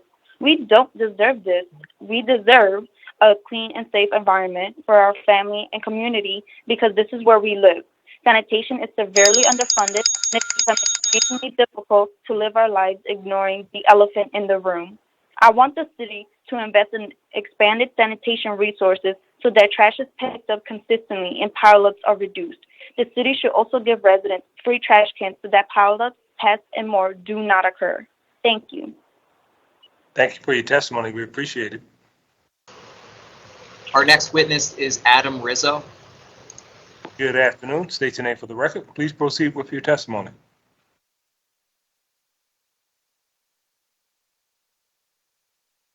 Good afternoon, Mr. Rizzo. Are you connected? Yes, can you hear me? Yes, we can. Just state Can your you name hear for me? the record. Please proceed. Yes. Okay. My name is Adam Rizzo. I'm a museum educator at the Philadelphia Museum of Art and the president of the Philadelphia Museum of Art Union. Thank you for allowing me to testify today regarding the city's proposed budget for fiscal year 2023. I'll start by saying I love the Art Museum. I've been there for 8 years, and every day I have the privilege of working with brilliant and passionate colleagues, and as a museum educator with the incredible students of the School District of Philadelphia. When my colleague Nicole Allen White read her prepared testimony on behalf of the museum earlier, I noticed something missing from the description of all the exhibitions and programs planned for fiscal year 2023, and that is the workers who make it all possible. I'm here to represent those workers. The 2023 budget allocates $2 million of taxpayer money to the Art Museum. Annual appropriations have averaged $3 million over the past 6 years. The City of Philadelphia also owns the Art Museum's buildings and pays its utility bills at a cost of around $3 million annually. With this kind of support, the museum should be accountable to the people of Philadelphia. It is a wealthy civic institution with tax-exempt status and a $600 million endowment. It has a responsibility to provide stable jobs that are safe and pay family-sustaining wages. The museum is failing to live up to that responsibility. Staff are paid unfair wages. Opportunities for advancement are rare. I've been told that if I want to advance my career, I should look for work elsewhere. Quality health care is out of reach. I put off regular doctor visits for years because I, like almost 90% of unionized staff, am on the high deductible health plan, which is the only plan many of us can afford. We have zero paid family leave. Colleagues save up PTO and forgo taking sick days for years before starting a family. I have witnessed rampant harassment in my department and reported it to my managers in HR, and there have been no substantive policy changes, even after 2 major stories appeared in the New York Times and Philadelphia Inquirer about sexual and physical harassment at the museum. Mayor Kenny publicly called on the museum to do better, and yet the museum won't even agree to include their own anti-harassment language from the employee handbook in our union contract. Instead, the museum has been fighting us, its own employees, for 2 years. It has chosen to be represented in contract negotiations by attorneys from Morgan, Lewis & Bockius, an anti-union law firm that represents corporations like Amazon and McDonald's, and who the Wall Street Journal named as members of the $1,000 plus an hour club. At the bargaining table, our union is advocating for job security and opportunities for advancement, fair wages, affordable health care, and paid family leave, and protection from harassment and bullying. These shouldn't be controversial issues, and yet the museum is fighting them tooth and nail. I urge City Council members to consider all this as you decide how best to use taxpayer money to support the museum. Thank you very much. Thank you for your testimony. We appreciate it. Thank you. Our next witness is Ariel Morales. Good afternoon. State your name for the record. Please proceed with your testimony. Good afternoon. My name is Ariel Morales, and I'm a tenant organizer for Renters United Philadelphia, a power building organization based within the Public Interest Law Center. We educate and organize working class renters in the Frankfurt and Germantown neighborhoods. I'm here today to highlight how our current complaint-based inspection system puts tenants' lives at risk in their homes, while also posing a risk of homelessness. Philadelphia needs a proactive approach to inspection that does not further victimize renters by leading to their displacement. Last year, Renters United Philadelphia members were in touch with an L&I inspector who investigated some of the issues members reported. This year, another inspector revisited one of those buildings after our members reported urgent fire code violations. Other members, however, reported issues via 301 and the app, but did not receive a response from L&I, or could take off work to accommodate a midday inspection. RUP members have had to endure falling ceilings, sinking floors, sewage bubbling up in their sinks, broken elevators, insecure front doors, persistent mice and roach infestations, faulty fire alarms, missing fire extinguishers, and even a roach crawling across the face of one member's baby. Philadelphia has no program for regularly inspecting rental properties. According to a research report from the Pew Charitable Trust, reactive inspections in response to formal complaints to L&I result in only about 7% of the city's rental units being inspected each year. Pew notes that an investment of only $3.4 million per year could fund proactive inspections on a 5-year cycle. We need regular affirmative inspections to ensure that repairs are consistently made. It is unacceptable when tenants living in properties in serious disrepair are displaced due to landlords' failure to maintain their property. Members of Renters United Philadelphia believe that paying rent should enable them to have safe and healthy homes rather than only lining the pockets of large corporate landlords. As City Council continues the budget review process, we ask Council to prioritize the health and safety of Philadelphia's working class renters and make the necessary investments in L&I to work towards regular affirmative inspections without displacing tenants. Thank you. Thank you. Thank you for your testimony. We appreciate it. Our next witness is Barbara Silzel. Good afternoon. State your name for the record. Please proceed with your testimony. Hello. I'm Barbara Silsley, Executive Director of the Philadelphia Cultural Fund, and I'm testifying to urge City Council to fully restore funding to the Cultural Fund for FY2023. The mayor has proposed an allocation of $2.5 million, a cut of $1 million from our FY22 funding.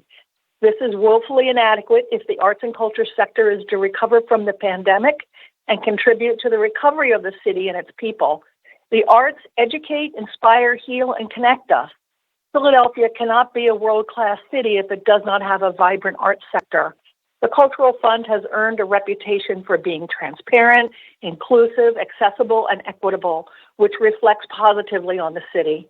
This year, we're awarding general operating grants to 283 small and mid-sized arts organizations in neighborhoods across the city. A grant from the Cultural Fund is critical for these organizations. PCF is committed to removing barriers to apply for grants, especially for small community-based arts groups that are considered ineligible for foundation support. When I say small, I mean it. Like, we had an organization apply for the first time this year that has an operating budget of $1,000. The majority of our grantees provide arts programming to Philadelphia's children in over 100 schools, disrupting academic disengagement, improving their academic performance, and leading to attributes like increased tolerance, perseverance, and motivation to achieve. The arts play a vital role in the health and wellness of this city.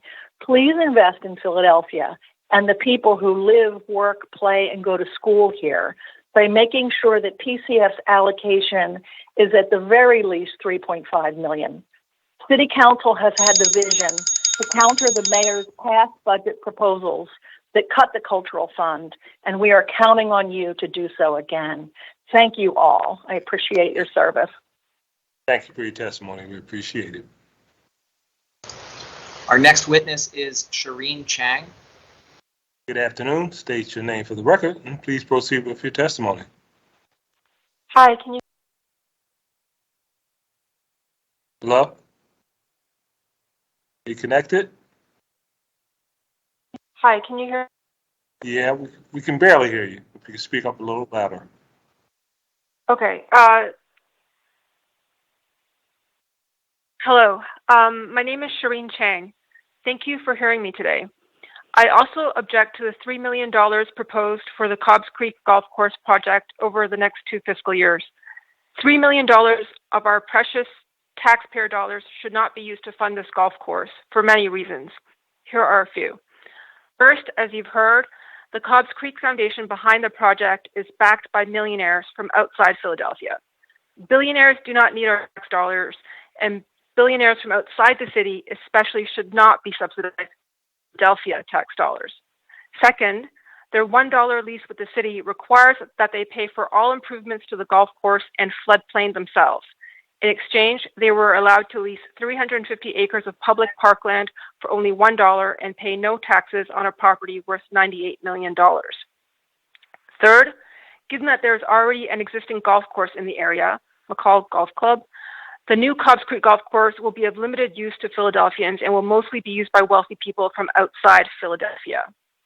Fourth, as many Philadelphians have testified today, there are many more city services that need this money and deserve funding. These are services that actually help Philadelphians, such as the free library. Most urgently, I'm in favor of funding the creation of emergency response teams that are unarmed, not police, and are trained in mental health services and nonviolent crisis intervention. Fifth, as you've heard, the Cobbs Creek Foundation has violated its lease with the city by deforesting over 100 acres of woods without an improved environmental plan and without consulting or even notifying the community about their plans. This sudden loss of trees took away a place of nature and recreation for the community and left us all more vulnerable to heat, erosion, poor air quality, and many other health-related and environmental problems. Not only should they not receive a $3 million subsidy from taxpayers, but rather they should be paying to compensate for their harms to the community. Finally, I'd like to emphasize that I'm not alone in opposing the Cobbs Creek Golf Course receiving a $3 million subsidy from the city. Not only have you heard this from other speakers today, but also I'd like to draw your attention to a petition that was started only 5 days ago. In this short period, Philadelphians have swiftly responded. Over 500 people have voiced opposition to the $3 million funding proposed for the Cobbs Creek Golf Course. More and more Philadelphians every day are signing this petition, and you can see this on the change.org website. The petition's called No $3 Million Handout to Billionaires Who Cut Down 108 Acres of Trees on Philly Parkland. Therefore, I respectfully ask that the Cobbs Creek project receive $0 million instead be allocated to other city services. Thank you very much. Thank you for your testimony. We appreciate it. Our next witness is Catherine Scott. Good afternoon. State your name for the record, and please proceed with your testimony. My name is Catherine Scott, President of AFSCME District Council 47. Presently, we are in non-economic negotiations with the First Judicial District. One of the sticking points is the failure of the city to assure the FJD that it will pay 4 weeks of paid parental leave At the present time, 95% of the members, which District Council 47 represents, who work for the city have access to 4 weeks of paid parental leave, a benefit which most unionized employees are achieving in negotiations. I would ask that City Council require that the city provide a budget to the FJD which guarantees that benefit. You have heard many testify as to the need to provide 6-day service to the Free Library of Philadelphia, which can only be achieved by adding much needed staff to that department. In addition, there are many enhanced services which Parks and Recreation can provide to reduce the level of violence we all face in the city of. Some advocacy groups have suggested ways to accomplish those additional services, and I would strongly suggest budgeting for those proposals. My union understands that there must be a balance between revenue and expenditures. However, mass incarceration and seemingly endless probation and parole are not the answer to gun violence, mental health crisis, homelessness, and the lack of technical training and job opportunities. I urge you to fashion a budget which puts people first and requires corporations and wealthy to pay their fair share. Our union appreciates you having the Philadelphia Museum of Art testify concerning its budget request. This is a wealthy nonprofit which enjoys many financial benefits from the city, but does not understand the need to be a fair employer. It should embarrass them to be resisting decent wages and decent health care for their staff. Thank you for the opportunity to testify today. Thanks for your testimony. We appreciate it. Our next witness is Tyrese Whitaker. Good afternoon. State your name for the record and please proceed with your testimony. Good afternoon. Hello, Mr. Whitaker? Good afternoon. Can you hear me? Yeah, we have you now. Please proceed. Good afternoon. Can you hear me? Yes, we can. Just proceed. Good afternoon. My name is Tyrese, and I'll be testifying on behalf of NKCDC in favor of increased funding for the Commerce Department Taking Care of Business program. Thank you all for your time today. I've been a resident of Kensington community for nearly 20 years, making Kensington my home and where I've chosen to raise my family. For 3 years now, I've worked as a cleaning ambassador at NKCDC as part of the Taking Care of Business program. In that role, I've worked with a team of 5 cleaning ambassadors that clean along Frankfurt Avenue, Kensington Avenue, Front Street, Richmond Street, Allegheny Avenue, and east of Tulip Street. On average, our small but mighty teams pick up 1,200 bags of trash each month. Cleaner corridors in Kensington allows for families and children to feel safer when sitting outside their homes. It also helps shoppers feel less afraid to visit businesses due to trash overflow, helping propel our local economy. But our work as cleaning ambassadors not only keeps the corridors in Kensington clean, it helps keeps the residents and business owners connected. Everyday business owners and residents are connecting with me and my team. They're asking questions, asking for help, expressing their experiences and needs. For example, we receive questions from residents and business owners about how they can obtain trash cans, how they can report illegal dumping, and how they can participate in the work that me and my team is doing to keep Kensington clean and safe. Neighbors and store owners notice our work and are now participating. Oftentimes, the owners know what they will be cleaning outside their storefronts and will sweep trash into piles so that it's easier for us to pick up. They take down their boxes and tie them up and tie up their trash bag to keep things organized for us. Our organization frequently receives phone calls, emails, and messages from residents and business owners that notice our work and are thankful for it. The $3 million budget increase to the TBC program that has been proposed by PACDC would allow us to expand our team, get more tools and resources, clean a wider area of the streets in Kensington, and potentially do even more work for our beautiful neighborhood. Some of my fellow co-workers were enthusiastic about weekend work. They even asked for expanded hours. For me, I'll leave that open. In closing, extended support would mean allow us to build on the progress that we've already made. Being a lifelong resident of Kensington, not only is the work we do needed, but it's also much appreciated. Before I started work, I was not aware how much the trash controlled the flow of the neighborhood. Clogged sewers, floods homes, one person dumps a bag on the corner, another adds to it. These small issues compile and contribute to an immensely wider problem that impacts our neighborhoods. Funding for the TBC program employs our residents to be a part of the solution in not only Kensington, but the neighborhoods across the city. As cleaning ambassadors, we take care of our neighborhoods with compassion and contribute to the impactful change. Thank you for allowing me to talk. Thank you. Thank you for your testimony. Appreciate it. Our next witness is Roberta Fallon. Good afternoon. State your name for the record. Please proceed with your testimony.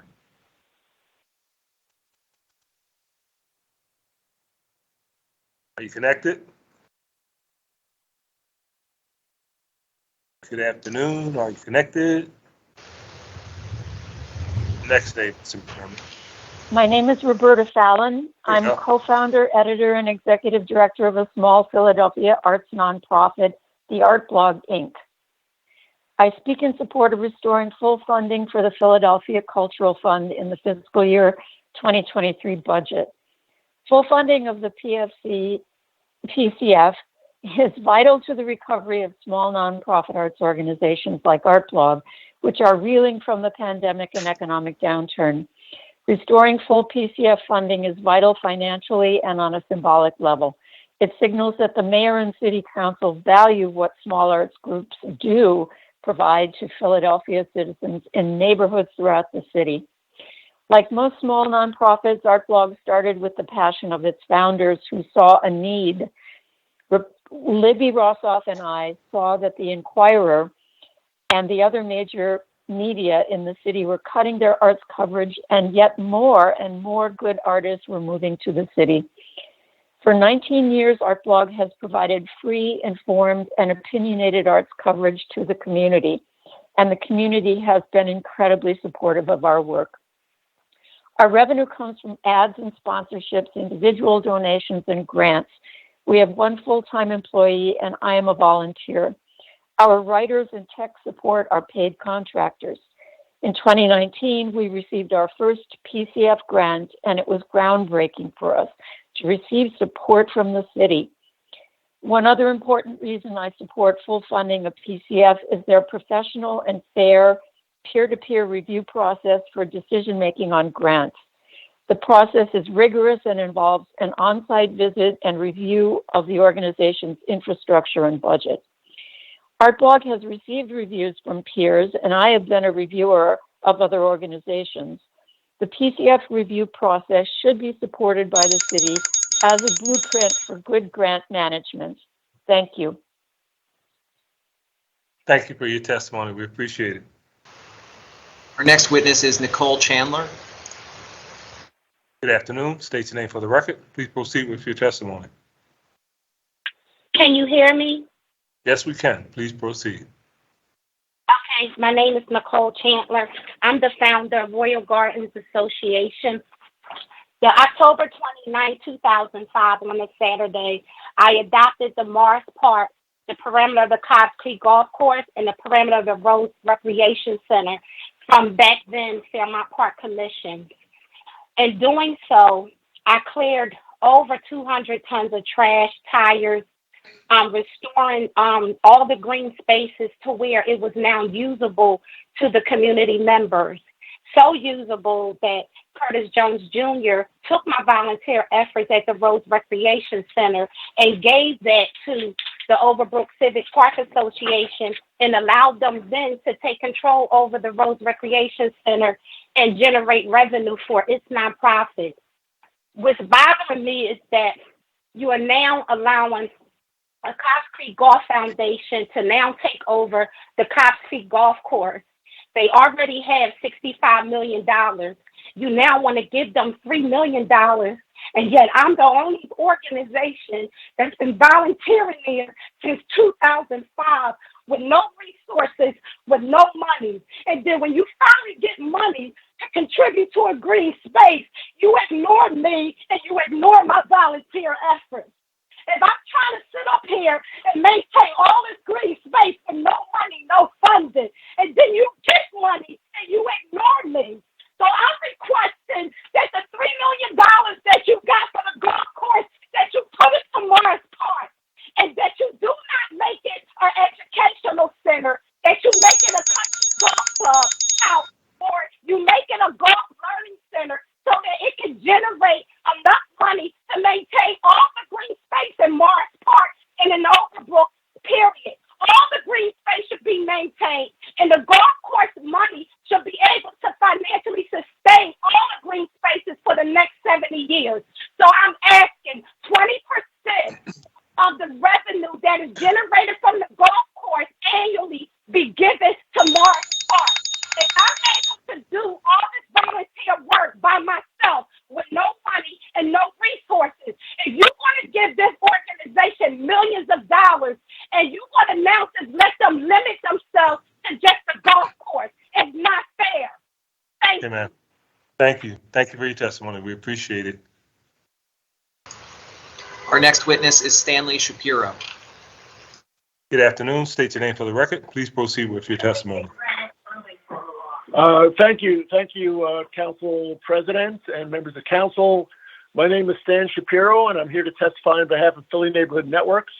Our organization has been in existence since 2005, and from the start, tax equity has been one of our central policy concerns. This year, we have a situation in which homeowners and tenants are being asked to absorb a massive double-digit tax increase. I'm certain that this council will take steps to soften the blow, but nevertheless, this increase will stress families and foster the even faster gentrification of our city. One way not to soften the blow is to enact a tiny wage tax cut. The proposed benefit is so small, most workers wouldn't even notice it. The median household income in this city is about $49,000. Assuming all that income is from wages, which it often is not, the proposed cut of 0.0014 would amount to about $69 a year or $1.33 a week. Many of the homeowners affected by rising assessments wouldn't even get that much back, given that they are not in the workforce. We have two better ideas. The first of these is the creation of a Philadelphia public bank that, once fully funded and functional, could drastically cut the city's debt burden that currently consumes close to 10% of each year's budget. At the same time, the bank could drastically increase virtually all of our taxes, as it would jumpstart business growth in currently depressed areas all around the city. As a body, you have already You have already recognized the importance of this idea by approving creation of the Philadelphia Public Financing Authority, the first step in creating the public bank. Now council needs to bring that body to life by allocating $3 million to cover the authority's startup costs as requested by Councilmember Green. Second would be enactment of a Philadelphia wealth tax as proposed by Councilmember Brooks. A wealth tax would have those who have benefited from the stock market boom of the past decade share some of those gains with communities that are in desperate need of capital with nowhere to get it. Estimates are this tax could generate upwards of $200 million, and that total could also be used to offset some of the real estate tax increase facing us today. Thank you for your time and attention. Thank you. Thank you for your testimony. We appreciate it. Our next witness is Edward Drayton. Good afternoon. State your name for the record. Please proceed with your testimony. Yes, good afternoon. My name is Edward Drayton. Can you hear me? Yes, we can. Please proceed. Okay. My name is Edward Drayton. I am the Advisory Council President at Housing and Recreation Center, and I'm the Transitional Care Manager here at Temple University Hospital's Centers for Population Health. Basically, within this time frame, I just want to go over maybe five, things. One is violence when it comes to, speaking on the budget. It's amazing how, there's so many different things that the budget money can be spent on, just from hearing, some of the esteemed members of the community speaking. And, we're talking golf courses and, allocating for different things. However, when we speak about things that are most important thing in the city right now is the violence, because it not only affects the individuals and their families, it affects the quality of life, which leads to behavioral health issues,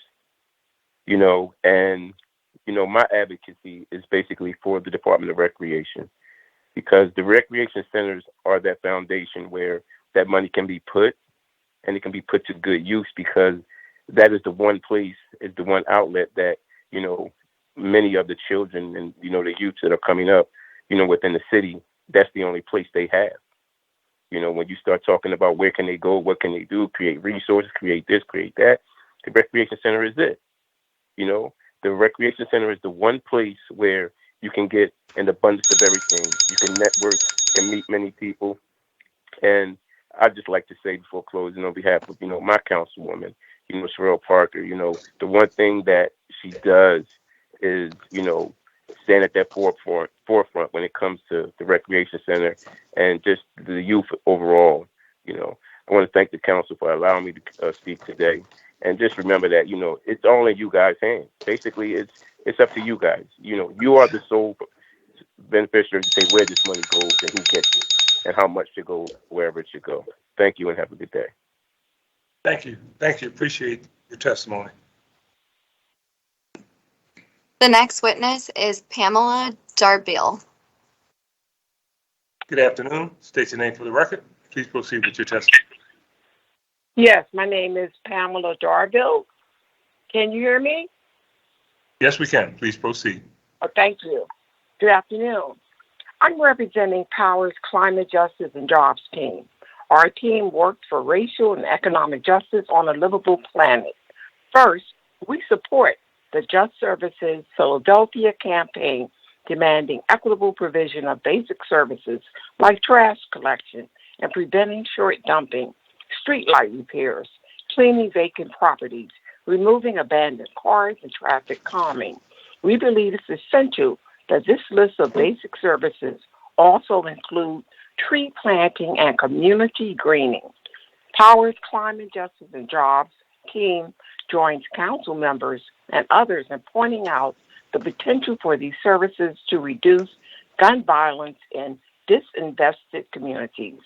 As the Inquirer article about the campaign noted, according to an analysis of 311 data by City Controller Rebecca Reinhardt's office, the majority of quality of life grievances stem from the 14 zip codes with the highest levels of gun violence, including 45% of trash pickup complaints, 57% of abandoned vehicle complaints, and 68% of vacant property complaints.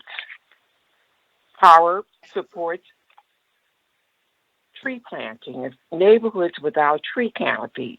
Research has shown that in Philadelphia, people feel safer after greening. Violent crime decreased, and decreased stress was measured in neighborhood health. And I would like to thank the council for its time and its attention. Thank you. Thank you for your testimony. We appreciate it. The next witness is Amy Hillier. Good afternoon. My name is Amy Hillier. I use pronouns she and her. I live in West Philadelphia. I'm a social work faculty member at Penn, and I have two kids who attend Sadie Alexander School. You might say that I live in the company town, Penn's company town, and I have firsthand experience with what additional staff and resources mean for children's success. We all know that our public schools are underfunded. That's primarily a function of the state budget, not the city budget, and a lack of will on the part of the legislature to provide adequate and fair funding. I'm a volunteer with Power Interfaith, and I've been to numerous rallies to support the lawsuit calling for a change to Pennsylvania's unconstitutional way of funding schools. We know that those changes, if they do come, will take time. Power's Education Justice team has also helped to lead an equitable justice campaign this budget season, advocating for funding for 5 key positions at every school. Currently, most principals have to rob Peter to pay Paul if they want all 5. We must dedicate all the resources we have in the city available to better funding our public schools. We owe that to all of our children. We need to show the hard-headed and the hard-hearted legislators in Harrisburg that we are all doing our part. This means insisting that the many wealthy nonprofit institutions in Philadelphia, including Penn, make payments in lieu of taxes, known as pilots.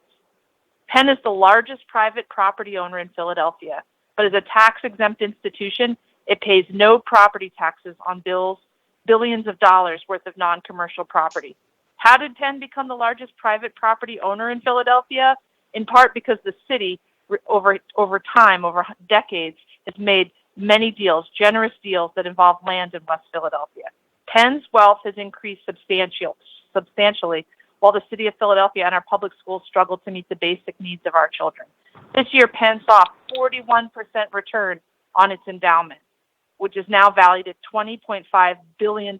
That's billion with a B.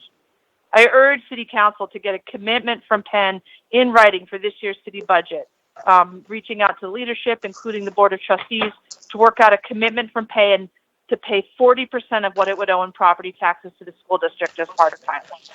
Thank you. Thank you for your testimony. We appreciate it. The next person to testify is Jolyon Thomas. Good afternoon. State your name for the record. Please proceed with your testimony. My name is Jolyon Thomas, and thank you, Mr. President and members of the council, for having me today. I'm following up directly on Amy Hillier's comments. I'm a professor at the University of Pennsylvania. I'm a former public school teacher, and I'm a resident of Southwest Center City. I want to urge the City Council to work with the mayor and with the University of Pennsylvania's Board of Trustees, including its new board president and new president of the university, to guarantee that my enormously wealthy employer pay at least 40% of what it would pay in property taxes.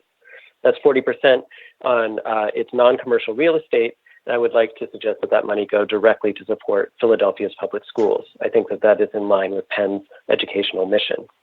To be clear, Penn can afford this. As Amy Hillier just mentioned, the university's endowment grew by an astonishing $5.6 billion last year alone. The university benefits from its prime location in West Philadelphia. It also benefits from the city's ongoing gift of tax exemption on its massive and increasingly valuable property holdings. Penn is clearly doing just fine, but our city cannot flourish without good public schools. Now, it's very obvious from the testimony of others today, Philadelphia has the highest poverty rate of the 10 largest cities in the United States. And when it comes to our schools, our children and teachers face overcrowded, underventilated classrooms in dilapidated conditions that often create toxicity. Many schools don't have sprinkler systems. Our schools and the teachers also lack access to critical resources, from nurses and guidance counselors to classes in art and music. Many children in this city are failing to thrive, and some are literally dying as a result of preventable conditions. The current funding for the school district is inadequate for addressing those conditions. And again, Amy Hillier has referred to these things just moments ago. Now, Penn claims that it makes its contribution with earmarked funds and projects or through bilateral relationships with specific schools. But there is absolutely no substitute for good, safe public schools that are available to all, financed by all, and capable of being held accountable through public procedures and guaranteeing the city's future. Penn can help, but it needs a nudge. It's high time to put an end to systems of public finance that enrich wealthy private institutions like my employer, while underfunding public institutions and public services for the city's citizens, especially its communities of color and its low-income residents. Wealthy nonprofits like the University of Pennsylvania should be making regular and predictable payments in lieu of taxes to our city's budget to support our city's schools. Thank you very much. Thank you for your testimony. Appreciate it. The next witness is Suzanne Hagner.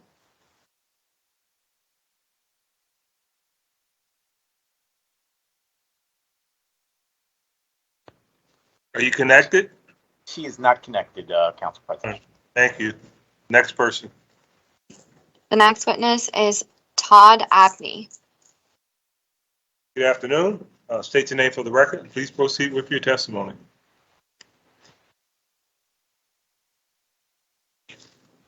Good afternoon. Are you connected? Abney?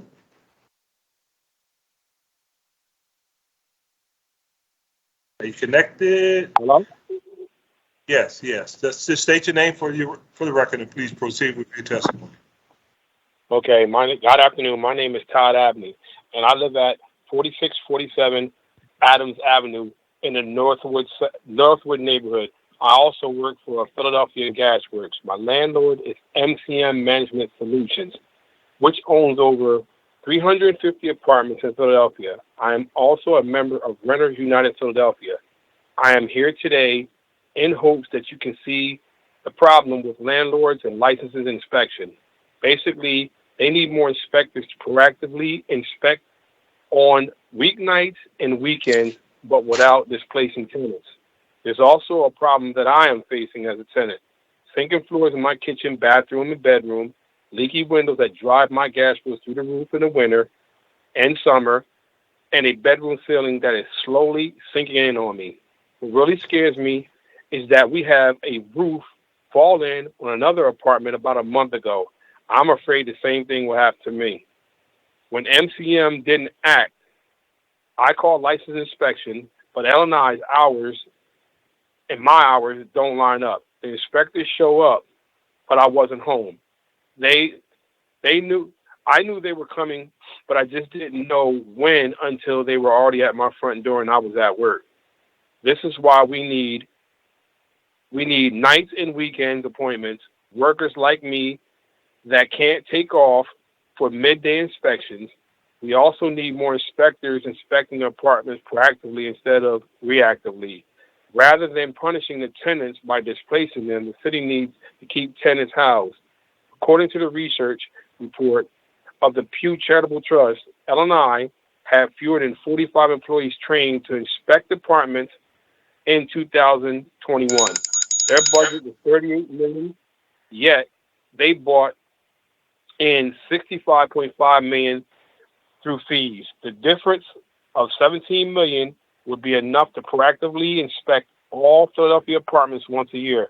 $3.4 million would be roughly enough to proactively inspect every 5 years.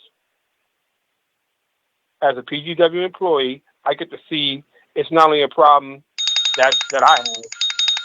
I also have seen houses where it's ready to collapse, and it brings tears to my eyes because people are paying rent and landlords are doing absolutely nothing. It's time the city to step in and increase inspectors for proactive inspections, but without displacing renters. Thank you. Thank you. Thank you for your testimony. We appreciate it. Our next witness is Hannah Clements. Good afternoon. State your name for the record. Please proceed with your testimony.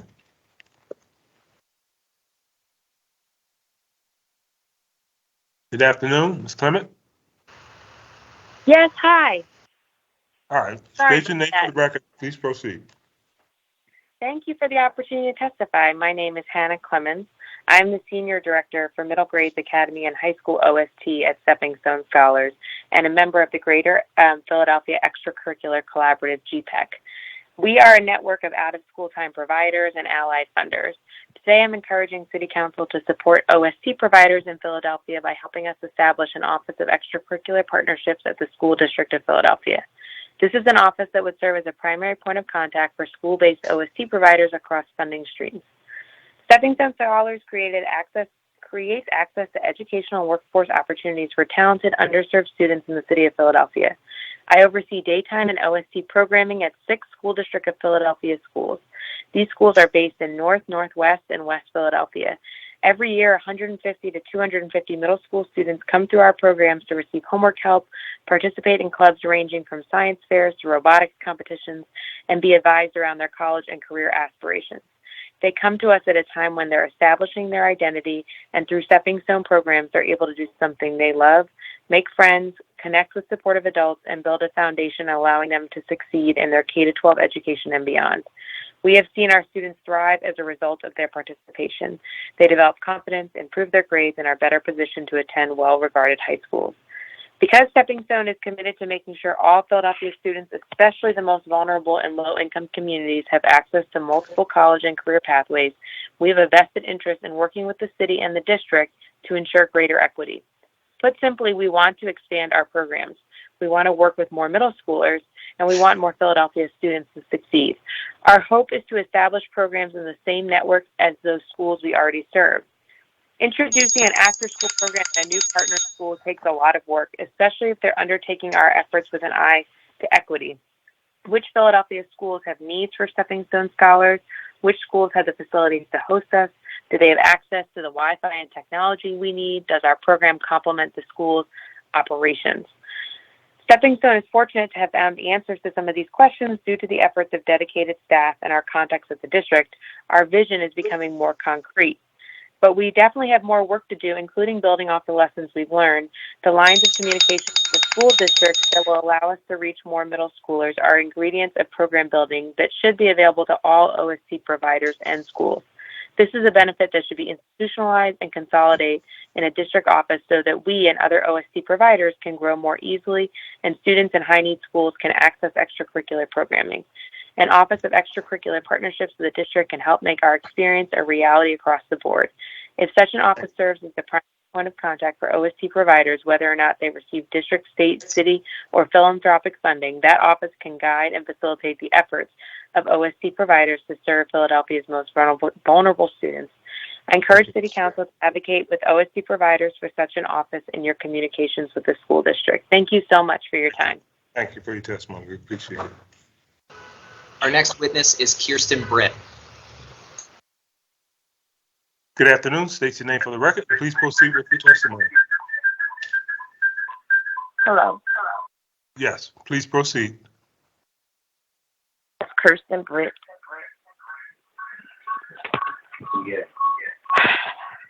There are an estimated 200 million guns in the United States. Doing the math, there's roughly one child killed by guns for every 1 million guns. Thus, on average, if you both own a gun and have a swimming pool in the backyard, the swimming pool is about 100 times more likely to kill a child than the gun is. My ask today is for council to distribute funds to repair the Fair Pool along with other public pools.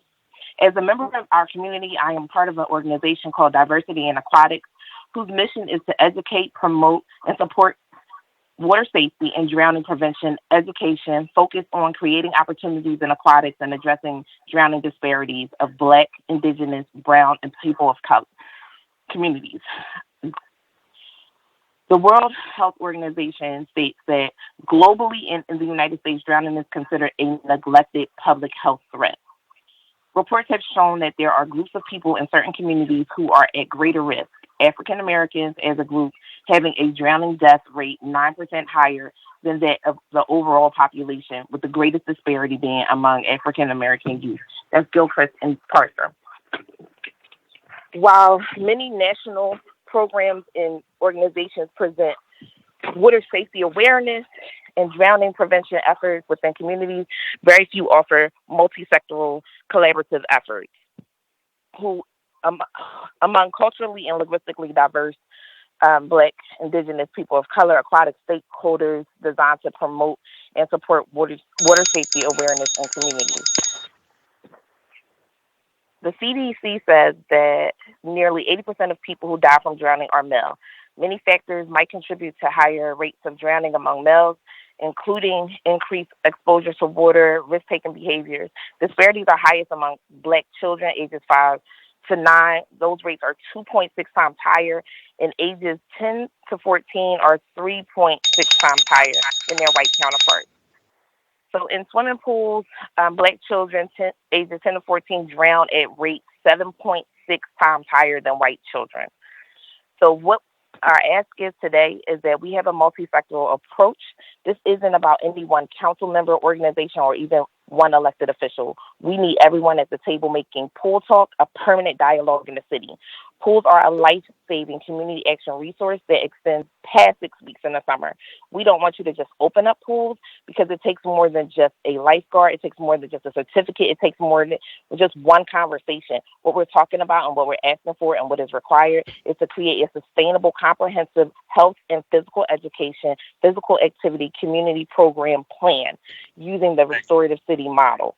This isn't a fight between the city versus the school district. This is an opportunity for the city to once again take the lead on guiding the collaboration of community and schools, like that was done in the community school model, an initiative that you led.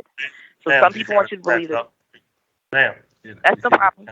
Some people want you to believe that this advocacy is about reporting Fair Pool in West Philly. Others want you to believe that it's about reopening closed pools.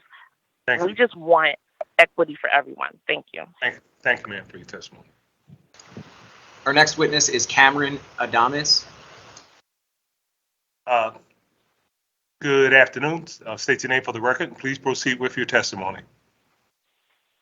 Hi, my name is Cameron Adames, and I'm a board member of Fifth Square. I appreciate the change of gendered language in the Home Rule Charter, but it feels like a token effort. The lived reality of transgender Philadelphians is that of limited opportunities for housing, jobs, and transportation. As someone who is both transgender and on the Fifth Square Transit Committee, I will be addressing public transportation specifically. I'm pleased to see that there is progress with the bus lanes. I started a petition in support of the lanes that Otis proposed with 255 signatures as of this morning. I have a few other suggestions, like extending Market Street to 32nd Street, or extending the lane from Market Street to 32nd and adding a lane to 69th Street. My map with extra suggestions and the petition will be sent over via email.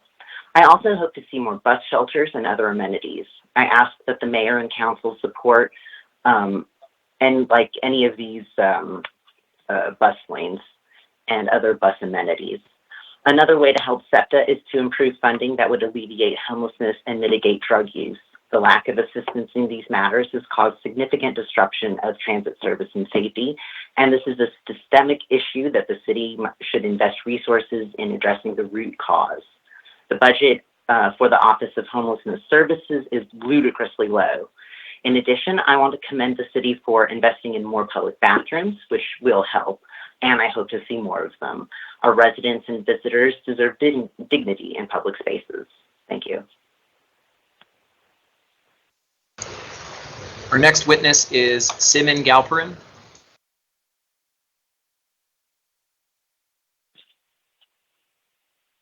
Hello? Sorry. Can you hear me? Yes. Good afternoon. Please proceed.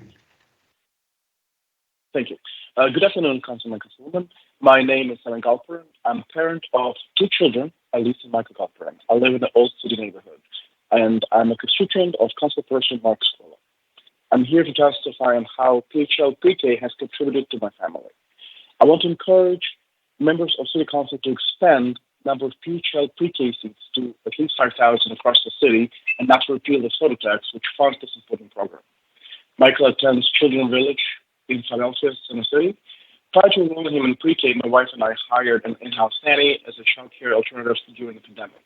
Although our nanny was great, we wanted our children to have opportunities outside the home to develop academically and socially and emotionally. Especially coming out of COVID-19 pandemic, when connections with family and friends were limited, we saw PHL Pre-K is a perfect opportunity to increase Michael's crucial interaction skills and overall development. My wife and I did a lot of research on child care centers and fell in love with Children's Village after this. Children's Village with everything we wanted, small class sizes, dedicated teachers. We met our quality standards and was close to our oldest daughter's school, which made pickups and drop-offs easier. We knew having two children who require childcare would require some sacrifices because childcare is expensive. Since we qualified for PHL Pre-K at Children's Village, we were able to save extra funds that could go towards our children's future education. Since enrolling him in Pre-K, we observed how he has strengthened his language skills. He is increasingly bilingual. My wife and I learned much of his ability to speak English to his pre-K program. He is learning his letters and numbers in both English and Russian. We are heartened to see him overcome some of the hurdles he faced dealing with the pandemic due to isolation. He is able to make friends. He is learning how to play with other children outside of his older sister. He is learning how to resolve conflict zone, and his part of training also been going much better than we expected. PHL Pre-K has not only helped my child, but also helped our family. It allowed us to have high-quality child care for both of our children, and we are able to use the money we otherwise spend on Pre-K on after-school programs for hitting the purpose. The combination of having a full-day Pre-K has allowed us to stay in our jobs and peace of mind that our children are in good hands. PHL Pre-K has a ripple effect across my child and my family, and I would like to all families across Philadelphia to have the same benefit. Our city, far too many families are not given a path beyond their socioeconomic status in employment. PHL Pre-K is an anti-poverty strategy that provides long-lasting positive effects, and I'm here to ask the members of City Council to invest in it. Invest in our children, their families, and Philadelphia community at large is an investment in Philadelphia's future. Please expand the number of PHL Pre-K seats and do not repeal the soda tax, which funds this wonderful program. Thank you for your time. Our next witness. We appreciate it. Our next witness is Sim Lowe. Good afternoon. State your name for the record and please proceed with your testimony. Hi, can you hear me? Yes, we can. Please proceed. Thank you. For the record, my name is Sim Lo.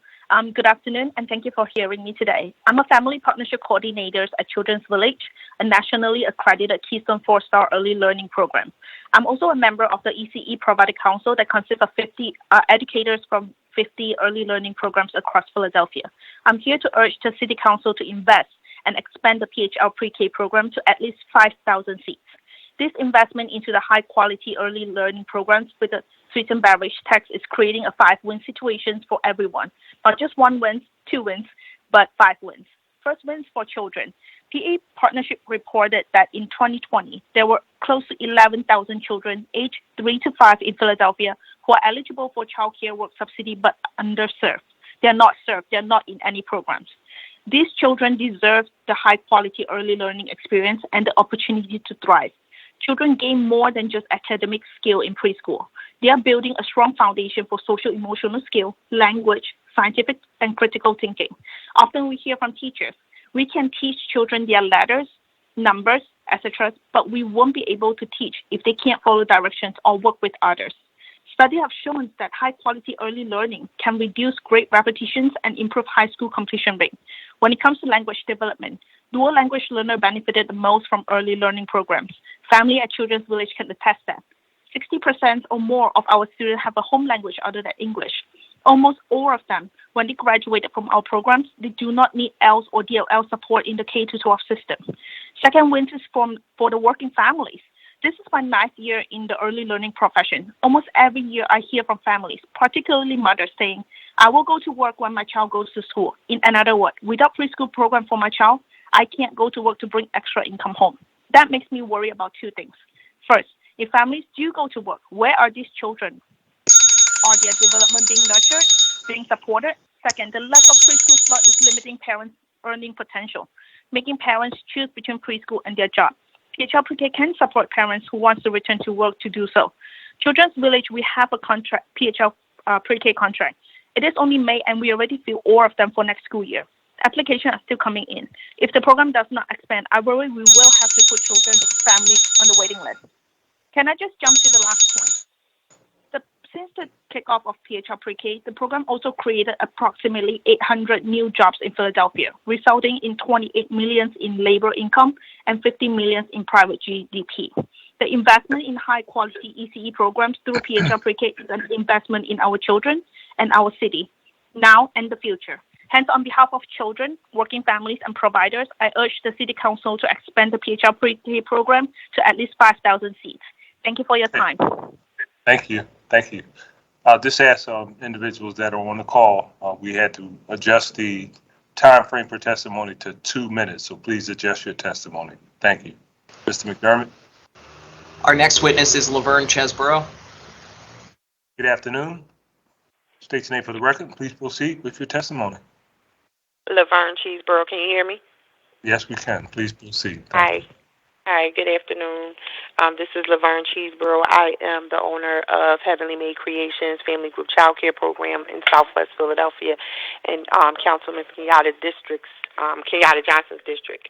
I am asking you guys to continue to keep the funding for the PHL Pre-K program, as we do have this program in our community, and it is very much needed in communities that are not high risk, but for all the communities in the city of Philadelphia, as we deal with inflation, as we deal with prices and stuff continuing to go up. And now we need it more for employees. It's a staff crisis in the child care industry, so we really need the funding to be able to pour into our communities as we hire staff and be able to pay them a fair wage. And that's my message for today. Is that it? Our next witness is Nomi Toich. Good afternoon. State your name for the record. Please proceed with your testimony. Good afternoon. Are you connected? She is not connected in Teams, Council President. Thank you. Next name. Next name is Susan Windle. Good afternoon. State your name for the record. Please proceed with your testimony. Good afternoon. My name is Susan Windle. Can you hear me? Yes, we can. Please proceed. Good. On behalf of Power Interfaith and the Philadelphia Public Banking Coalition and Philly Neighborhood Networks, I'm here to join the chorus speaking about the Philadelphia Public Financial Authority and its need for a line item on the budget, which the mayor has omitted. Members of our team have worked diligently with Councilmember Green to determine that $3 million will be sufficient to get the Philadelphia Public Financial Authority, the first step to creating a Philadelphia Public Bank, up and running in this next year. To serve our communities with fair lending practices as it lays the groundwork for a whole new way of banking in our city. I encourage you to think of this $3 million, a drop in the bucket of a budget of well over $5.5 billion, as a small investment with a great return in the future of our city and our precious neighborhoods. This is money that will not have to be allotted year after year. Once operational, the authority will be independent of the city's budget process as it addresses the lending needs of small businesses, cooperatives, CDFIs, credit unions, and all the entities that bring economic vitality and true job creation to our communities, and added revenue, I would add. In March, this council gave its blessing to the PPFA. Now you must help launch the new organization so it can begin to do its good work. Say yes to $3 million in next year's budget. I'll leave you with a short quote from one of my poems, because that's what I do best. Yes. Yes is a vulnerable word. It leaves you wide open like a tree. Make the sound. Notice the longing in the back of your throat. Send it out now. Send it out now through your lips, the best dream you have, full of hope. Say yes to funding the Philadelphia Public Financial Authority. It's a dream full of hope. Make it real. Thank you. Thank you. Thank you very much for your testimony. We appreciate it. Our next witness is Minister Rodney Muhammad. Good afternoon. I'll state your name for the record and proceed with your testimony. Minister Rodney Muhammad, are you able to hear me? Yes, we can, sir. Please proceed. Yes. Good afternoon, City Council. It's good to be here today representing the Philadelphia Department of Prisons Advisory Board. I'm Minister Rodney Muhammad, Advisory Board Chairman. Let me first of all thank Council President Darrell Clark for welcoming us here today to share with you what it has felt like to your constituents on living and working within our city jails during the COVID-19 pandemic. We recognize the prisons are as important to you as they are to us, so thank you for this opportunity to talk about the challenges facing the Philadelphia prisons.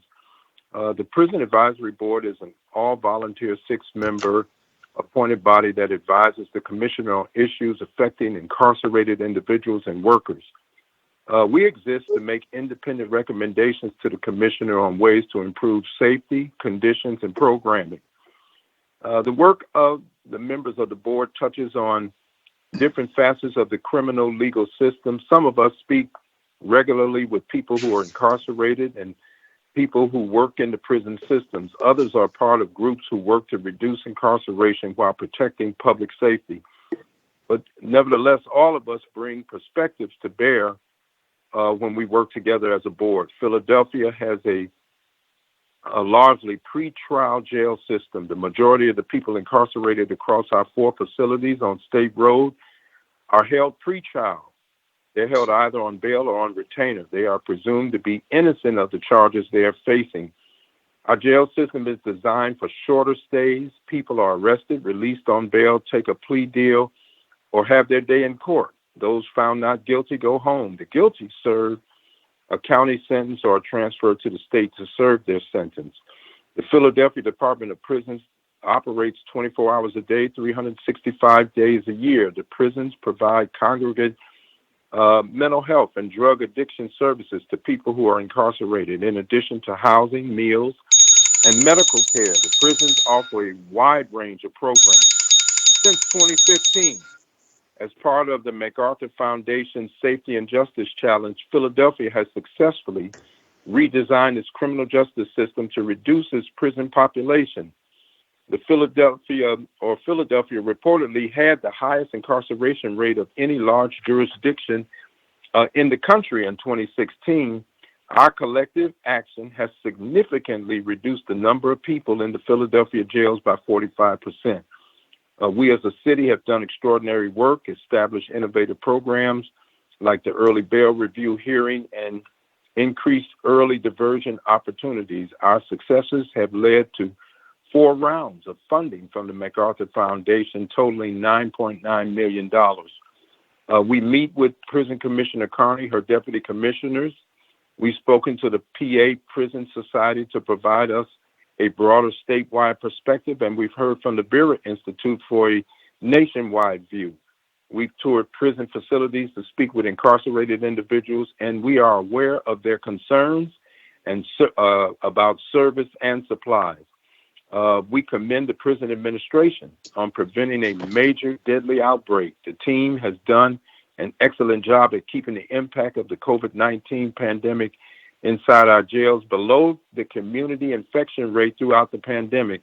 And we're encouraged by the agreement that was reached in the REMIC settlement, including promised retention and hiring enhancement measures. We applaud the recent efforts to increase hiring and retention. We commend the decision to remove the 1-year residency requirement for new correction officer applications. And while we celebrate achievements, we do acknowledge that the people who live and work in our jails continue to face pandemic-related challenges today. Number one, the average length of stay in our jails exceeds the pre-pandemic time spent jailed. Minister Muhammad, we kind of wrapped up with time. Okay. Well, we do recognize that the length of stay has exceeded the pre-pandemic levels. We do recognize that the continuing labor shortage leaves the prisons and others nationwide with a personnel deficit. We do recognize that this impacts the staff's ability to meet daily needs of the prison system. Mandatory overtime increase and out-of-cell time for inmates now adds to the growing problem list.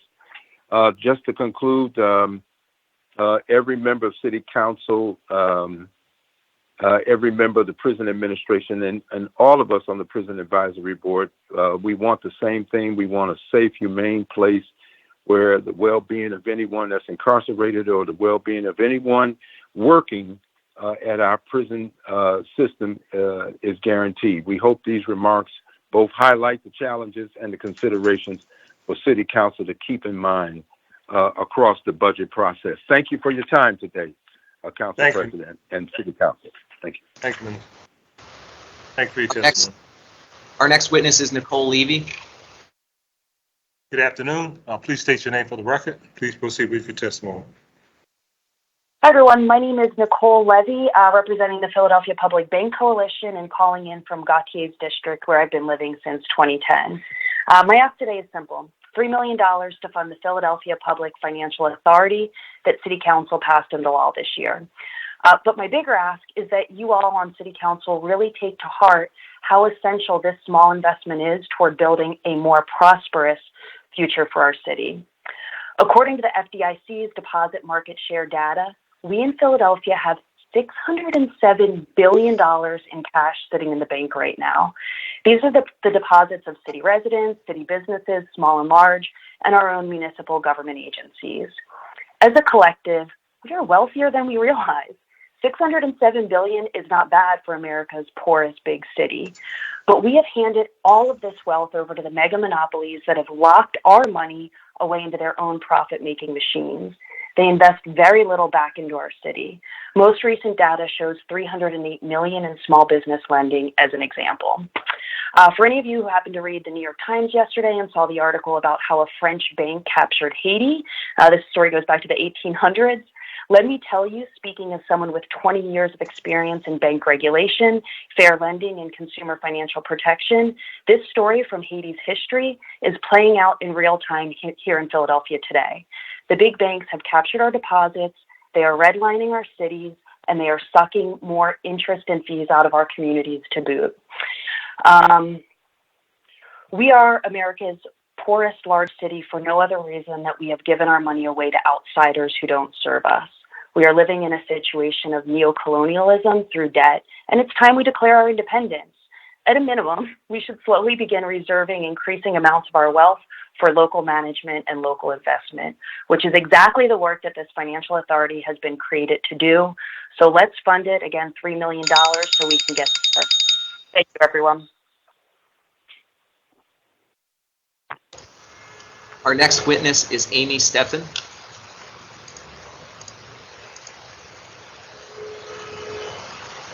Hello?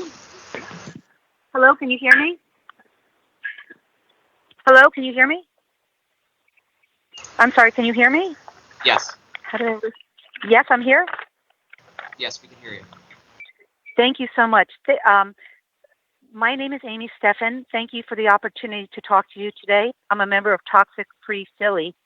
Last year, City Council members, you boldly passed the Healthy Outdoor Public Spaces, or HOPS bill, that eliminates toxic herbicides on parks and city grounds. Thank you again for passing this landmark legislation. It will improve the health of children, adults, pets, and the natural environment. Now it's time with this budget to make sure the law is implemented. I ask you to increase the budget for Parks and Recreation by $10 million. This would cover the funding asked for by Parks and the Parks Alliance, plus $2 million to implement the HOPS bill. The city needs a comprehensive plan to eliminate toxic herbicides and start a new safe land management practice, such as weed whacking instead of spraying poisons where people gather and play. $10 million more for PP&R is a small but wise investment that will improve the quality of life and reduce healthcare costs. Just two examples of healthcare costs. First, pesticides are linked to asthma. They cause it and they exacerbate it. Did you know that 21% of our children in Philadelphia have asthma? It's the leading cause of hospital admissions in Philadelphia and ER visits. Guess how much we spend in Philadelphia? $70 million on asthma hospital visits a year. A second example of how pesticides are linked to health is the diseases of obesity, diabetes, heart disease, learning disability, and infertility. All of these diseases, it's shown, are worsened by even low doses of pesticides. And the estimate of the healthcare costs for pesticide-induced diseases are $44.7 billion a year in the United States. Philadelphia only spends $88 per person on parks, while the average for the cities in our country is $114. I ask you to follow up on your bold passage of HOPS and provide $10 million extra funding to PP&R so that they can eliminate toxic herbicides from our grounds and do what you so rightly want to do, make safer parks for all of us. Thank you so much for your time. Thank you for your testimony. We appreciate it. Our next witness is Harrison Mace. Good afternoon. State your name for the record. Please proceed with your testimony.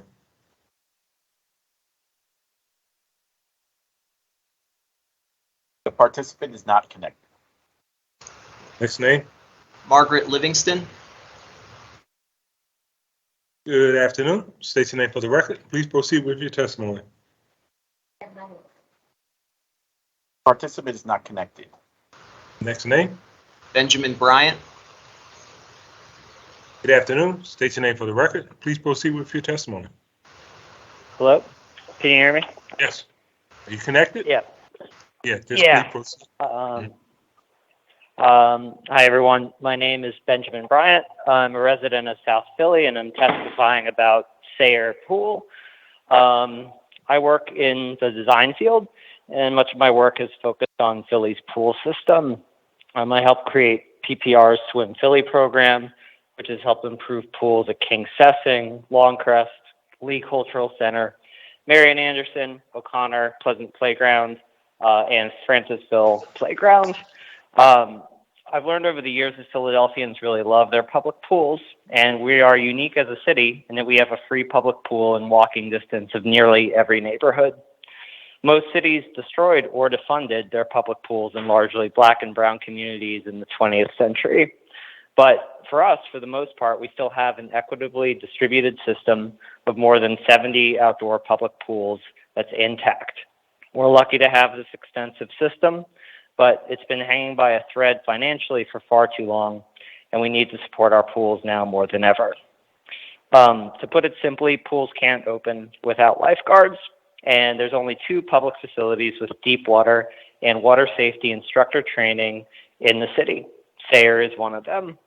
Losing Sayre will jeopardize pools across the entire system, not just West Philadelphia, but everywhere, from being able to open. And that deprives communities in every corner of the city from being able to access a free place to swim, have fun, cool off, enjoy the summer, and connect with their communities. The lack of public pools is also becoming increasingly dangerous as our climate continues to warm. And we needed them already this past weekend when it almost hit 100, and we'll need them more than ever as heat waves become more frequent and extreme and the summer season becomes longer and hotter. Lastly, I want to close by asking us to think about going beyond the basics in the near future, which means funding and operating pools at a higher level than we have in the past, the same level we would want for our own families. Philadelphians love their pools, and I hope we can find a way to do right by them and make the most of and not lose the extensive pool system we are lucky enough to have. Thank you. Thank you for your testimony. We appreciate it. Sure. Our next witness is Phoebe Bachman. Good afternoon. State your name for the record. Please proceed with your testimony. Thank you. Sorry. My name is Phoebe Bachman, and I'm an artist and community organizer based in South Philadelphia. This year, I've been working with artists to visualize the people's budget, and in this process, we've heard the demands of many neighbors, organizations, and departments, also some of City Council here on this call, so thank you for that. It is with this in mind that I asked our City Council to support the following. First, increase funding for the arts. It's an integral part of our city that we all know and we take pride in and support. Think of the incredible performances you've been to and the murals you see when you walk down the street. We need to support the artists and organizations who make this possible, not just through grants, but through innovative programs like Universal Basic Income. I specifically want to highlight the Restorative Justice Program of Mural Arts, which provides an incredible pipeline for creative output, education, and workforce development for justice-impacted people. Additionally, I think we need to fully fund our libraries and parks, specifically libraries so that they're open on the weekends, funding school district and community college. These are essential services in our city that provide safe spaces to learn and grow. We also need to proactively support care not costs and treatment not trauma, doubling the funding for mobile crisis response units and separating them from police. We also need a budget that supports a Green New Deal in the midst of this dire climate crisis, which we have heard, including increased tree canopy, increasing funding for sanitation, and starting a free citywide compost program. How do we fund these? We need to pass Senator Brooks' wealth tax, which would tax people's holding in stocks and bonds, ensuring low-income people, longtime residents, and working Philadelphians are protected from displacement with rising property taxes. Do not cut taxes for big businesses like Comcast and Aramark. We need this funding for our communities. Additionally, funding the Philadelphia Public Bank will ensure that we have long-term sustainable funding for our communities, as well as working with the folks over at Pilots. Thank you for listening so much. We definitely need this budget to ensure great quality of life for all Philadelphians. Thank you. Thank you so much for your testimony. We appreciate it. Our next witness is Audrey Hossig. Good afternoon. State your name for the record. Please proceed with your testimony. Ms. Halsey is not connected. Thank you. Next name. Dana Carter. Good afternoon. State your name for the record. Please proceed with your testimony. Hello, can you hear me? Yes, we can. Please proceed. Hi, sorry, I'm just transitioning to my car. Hello, everyone. My name is Dana Carter. I am a policy advisor for State Senator Anthony Williams. Excuse me being out of breath. I was just walking to my car. Let me pull up my testimony. I'm coming to you all on behalf of the residents of West and Southwest Philly, asking you all to help figure out who is responsible for fixing their recreation center and holding that person's party accountable for fixing the facility. I spoke to the school board about fixing Sayre Board Member Fixel has suggested that the outside of Sayre Rec Center, the playground area, which has swings that can't be used, a slope basketball court, and a football field short of regulation, is the responsibility of Parks and Recs. Employees at Sayre stated that when they have to have events in the playground area or anywhere on the school property, they must clear it with the School District of Philadelphia. According to city records, the entire property is owned by the School District of Philadelphia. That was only like 30 seconds before the little bell came on. Is Parks and Recs responsible for maintaining the property? The School District of Philadelphia received $1.1 billion in American Rescue Plan funding in 2021, with $350 million dedicated to dramatically expanding School District of Philadelphia owned facilities.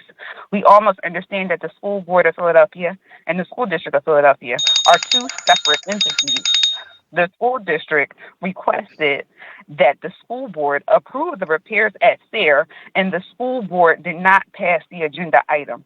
If the repairs to the outside are the responsibility of Parks and Recs, please increase their budget so they can fix the outside. There is no dispute about the inside of Sayre Recreation Center being the responsibility of the School District of Philadelphia. Neglected School District of Philadelphia properties, such as Sayre and the abandoned Pepper Middle School, eventually devalue the area and attract crime. There is a housing crisis in Philadelphia. Some SDB properties have been vacant for over 10 years. In that time, the city could have purchased those abandoned schools, leveled the buildings, and built affordable housing for Philadelphia residents. Ma'am, To we need you to close? We need you to close, please. Thank you. Go ahead. I'm closing. To close, I'm asking for City Council to identify, but that bell rung after I was on for 30 seconds, so y'all can be a little patient after I was waiting on the phone for 2 hours. I'm asking for City Council to identify the parties responsible for fixing Sayre Recreation Center, hold the responsible parties accountable, increase the funding for Parks and Recs, identify abandoned and or severely neglected School District of Philadelphia properties, and make a plan to purchase those properties with the intentions of building affordable housing on the land for Philadelphia residents. I am also asking each council member to consider putting a satellite office in the neighborhood you represent. A satellite office in the neighborhood library would be perfect. You got to close. Thank Seriously. you. Have a Thank you. Have a good day. Our next witness is Marlena Ubel. Good afternoon. State your name for the record. Please proceed with your testimony. Marlena is not connected. Next name. Dr. Linda Stern. Good afternoon. State your name for the record. Please proceed. All right. Yeah. Good afternoon. What about for the balance stuff? That's important. Ma'am, can you hear us? Ma'am? Hello? Hello? Yeah. Please proceed with, you're connected to City Council. Can you proceed with your testimony, please? Is this Dr. Linda Stern? Hello? Go ahead. Yes, go ahead with your testimony, please. Thank you. Thank you for inviting me to speak today. My name is Dr. Linda Stern. I was a general internist and researcher at the Philadelphia Veteran Affairs Medical Center for most of my career. I'm a founding member of Toxic Free Philly, which is an advocacy group that supported the passage of the Healthy Outdoor Public Spaces Law that was passed unanimously by City Council last January to stop the use of toxic herbicides on Philadelphia public spaces and to transition to organic land management practices. This law is still not being enforced. I am speaking today to encourage the transition to organic land management to enforce the law. To do so, the Park and Rec needs additional funding that is earmarked for this transition. This is urgent for both public health and economic interest. The physical and mental health benefits of being outdoors in areas where people recreate and exercises are well documented. What is less obvious are the hidden costs of using toxic pesticides on those spaces. The real costs related to pesticide use and exposure include those of healthcare, lost productivity income, and environmental damage. The herbicides that PPR uses, such as glyphosate and 2,4-D, are endocrine disruptors. These are chemicals that disrupt our hormones. We now know that doing so has links to obesity, diabetes, infertility, cancer, to mention just a few. The healthcare costs in the United States has been estimated to be $44 billion per year. Not 44 million, but $44 billion. It's more than obvious that the financial cost to our city, not to mention the misery of disease and decreased quality of life for those affected by them, greatly outweigh the relatively small expense of non-toxic lawn care. We must give our Parks Department the funds needed to make a quick and effective transition to organic land management. It saves money and lives. It is the law. Thank you very much. Thank you for your testimony. We appreciate it. Our next witness is Emily Tran. Good afternoon. State your name for the record. Please proceed with your testimony. Me? Hello? Yes. Yeah, just state your name for the record and proceed. My name is Emily Tran. I work for an organization called VietLead that works with Viet immigrants and refugees in Philadelphia and South Jersey. In line with our work with the community, our organization strongly supports a budget that reinvests in Philadelphia's communities. Workers in our community are primarily low-wage manual workers in the nail salon, manufacturing, or service industry and have been disproportionately and heavily impacted by the pandemic. In the summer and fall of 2020, VietLead surveyed over 50 nail salon workers and owners across Philadelphia to understand the impact of COVID-19 on this industry and our community. We found that over half of nail salon workers did not know if they could afford food, shelter, and other living costs for the next month. Many also reported not being able to access unemployment or other labor benefits. Nail salon owners, who are also often earning low wages, were under-resourced and under-equipped to assist their workers and access resources for small businesses. The road to recovery is long, especially for immigrant-owned businesses with limited English proficient owners who were left behind in the process of applying for small business loans and who have always struggled to access resources available to them. VietLead calls for City Council to prioritize policies that ensure that the wealthy pay their fair share, that invest in meaningful alternatives to policing, and that reinvest in our communities. Instead of funneling more money into the police budget, which makes up over 1/3 of this year's past city budget, our tax dollars should strengthen agencies like the Department of Commerce to specifically work with the many and diverse limited English proficient communities that make up so much of our city, and the Office of Labor to support and develop resilient small businesses in understanding and complying with labor laws in collaborative and non-punitive ways. Finally, we ask for more resources for grassroots organizations such as ours to be able to do the important bridge building and collaborative work we have been engaged in to support communities on the ground, in business corridors, and in the communities that are hardest to reach. Thank you. Thank you for your testimony. We appreciate it. Our next witness is Marta Gutenberg. Good afternoon. State your name for the record and please proceed with your testimony. My name is Marta Gutenberg, and I'm going to ask City Council to please do your job. As I have heard the testimony today of my fellow citizens of Philadelphia, what I've heard is all of us pleading for crumbs while a giant cake is sitting in the kitchen and we're watching corporations, the wealthy corporations and institutions that control the life of the city, and if I may say, in some cases, seem to have captured City Council. I hope that you will look into your hearts, look into your consciences,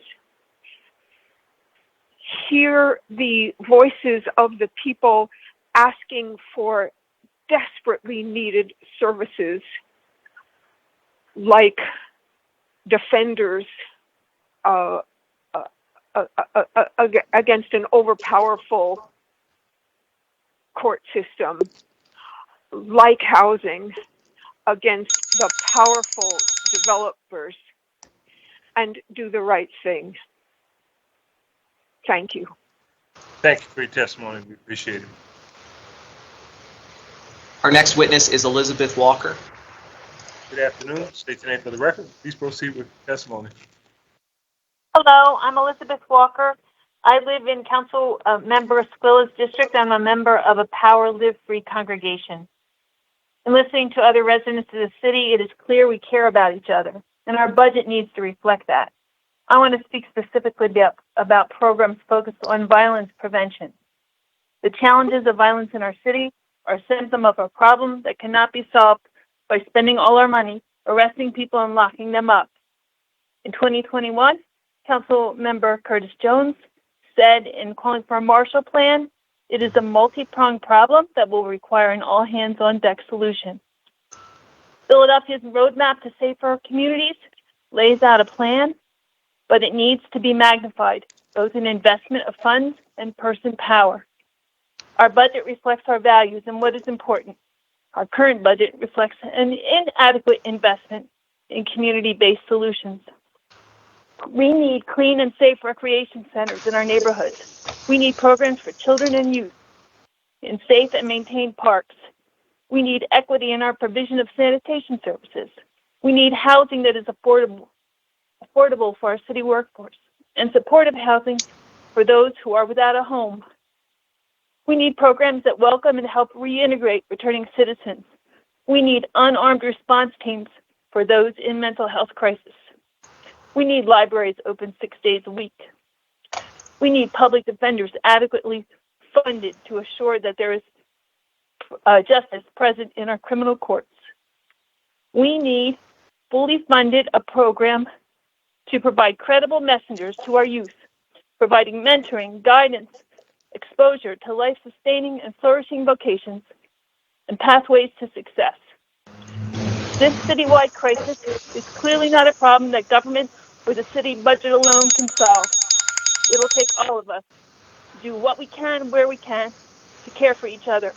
But our city budget needs to reflect that we care about our children and youth and our seniors and those most vulnerable. We must put people first. Thank you. Thank you for your testimony. We appreciate it. Our next witness is Nomi Toich, I believe is now connected. Good afternoon. Hello. Yes, can you hear me? Yes, we can. Please proceed. Excellent.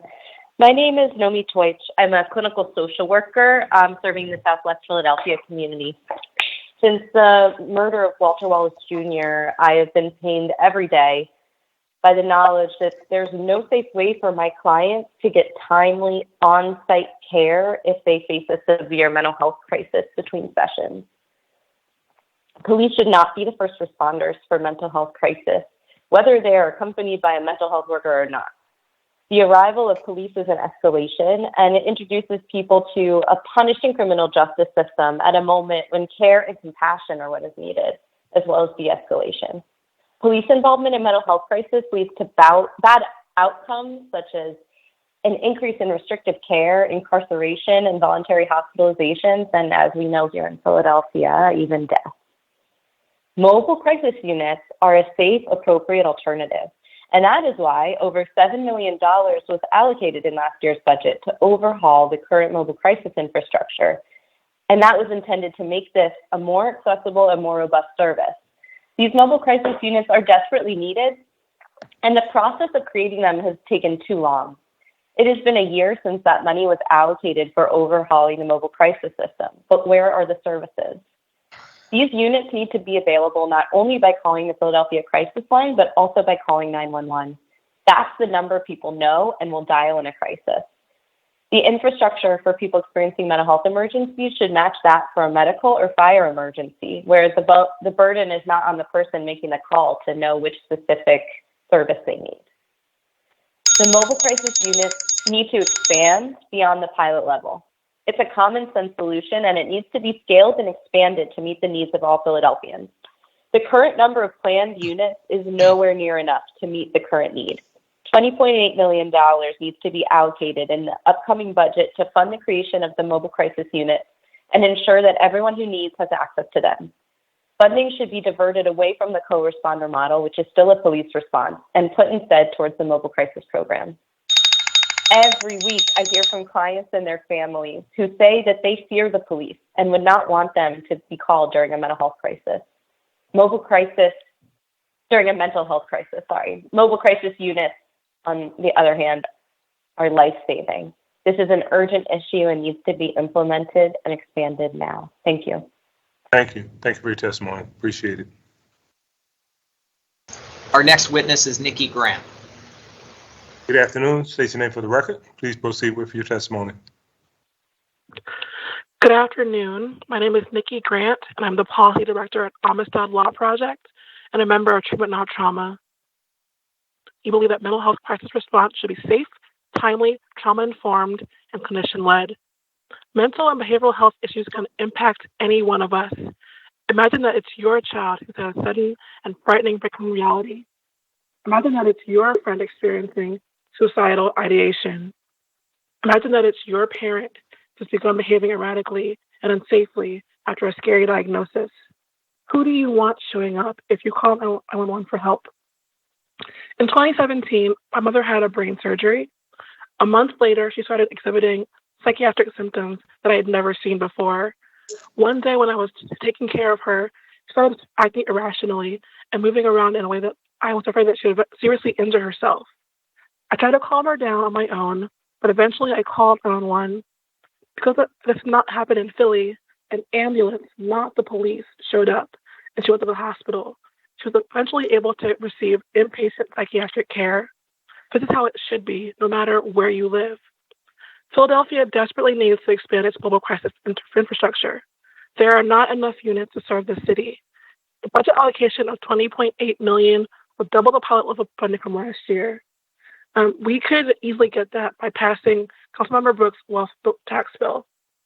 Finally, gun violence in our city is at the top of my mind, and I know it is of yours. We had 178 murders in this city this year as of last week. Please understand that when we say we want care, not cops, we are begging you to stop just pouring millions of dollars into the one thing that is not working and instead fully invest in the things that we know keep us safe and make our communities stronger.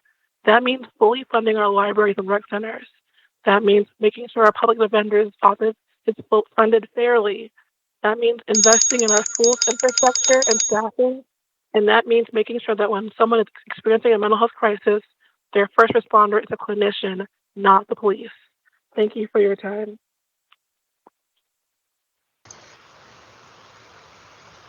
Our next witness is Gerald Campano. Good afternoon. State your name for the record. Please proceed with your testimony. Thank you, City Council, for your time. My name is Gerald Campano. I am a parent of a child in the School District of Philadelphia, a resident of the city since 2010, a former public school teacher, an educational researcher, and a professor at the University of Pennsylvania's Graduate School of Education. Echoing my colleagues, I am here today to urge the City Council to work with the Mayor and the University of Pennsylvania's Board of Trustees to guarantee that our university and other extremely wealthy nonprofits fulfill their civic responsibilities and pay at least 40% of what it would pay in property taxes to support Philadelphia's public schools. I know firsthand the challenges of teaching in severely underfunded school districts, where even the most talented educators can become demoralized or burn out. I also conduct participatory research alongside incredible Philadelphia families who have shared with me the challenges their children face in schools. These inequities include, as we have already heard, toxic buildings permeated with lead and asbestos, overcrowded classrooms, insufficient advanced placement classes, a lack of nurses and counselors, and too few arts and enrichment programs, just to name a few. Too many children and youth are not able to thrive and fully realize their potentials under such conditions. This is a matter of economic and racial justice. The students and families of Philadelphia deserve well-funded and high-quality public schools, irrespective of their catchment areas. The School District of Philadelphia relies substantially on property taxes, yet wealthy nonprofits, such as the University of Pennsylvania, which has an endowment of over $20 billion, which is really hard to wrap one's head around, do not pay their fair share, not even close. They need to contribute more to the city that has enabled them to thrive. They need to contribute regular and predictable payments in lieu of taxes made directly to the city. Thank you so much for your time. Thank you for your testimony. We appreciate it. Our next witness is Destiny Jackson. Good afternoon. State your name for the record. Are you able to hear me? Yes, we can. Please Are you able proceed. Okay. Hi, my name is Destiny Jackson. I am 19 years old, and I am a freshman at Spelman College. And today I'll be speaking on the lack of access to local pools and recreations in Philadelphia. The lack of access of local pools and recreation in Philadelphia has become a health disparity. In this time, not only are swimming pools a form of exercise, they've also become a getaway from violence on the street and a relaxation, which is something I know everyone listening could use in the heat of this summer. Speaking up as someone who has grown up in Philadelphia and a type 1 diabetic, access to local recreation sources is something that is very important. Since May 19th, Planet Fitness has made it accessible for students within my age group to be able to have access to free fitness centers. As Planet Fitness is very generous for this opportunity, Planet Fitness centers aren't as local as recreation centers. I shouldn't have to catch an Uber 20 minutes away from my home every day to work out in an appropriate setting, as there are recreation centers and pools within 5 minutes walking distance from my home. Since attending Spelman College, me and my friends have made it a part of our daily routine to work out every day.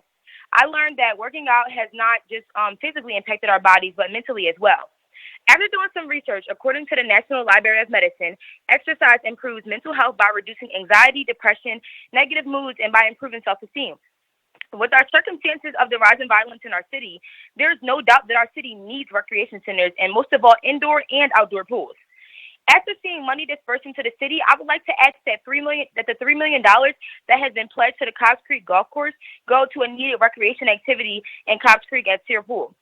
As I close out, I want to ask City Council to consider funding for Sear Park and recreation pools, along with other pools and recreation centers in Philadelphia, as a priority as our city cries out for this need in the midst of a mental health and physical crisis. Thank you very much. Thank you for your testimony. We appreciate it. Our next witness is Stephen Strauss. Good afternoon.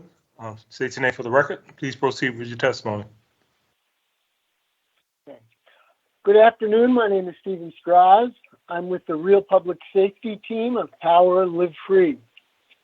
With rampant gun violence, fear, and distrust chipping away at the soul of our city, it's time for transformational thinking when it comes to public safety. The good news is that some groundwork now exists. One of the police department's most promising innovations, civilianization, the hiring of unsworn service agents for some areas of police work, got a boost 3 years ago when voters approved a plan to create a new corps of unarmed traffic safety officers under the Deputy Managing Director of Transportation. There was a $1.25 million line item in the current budget.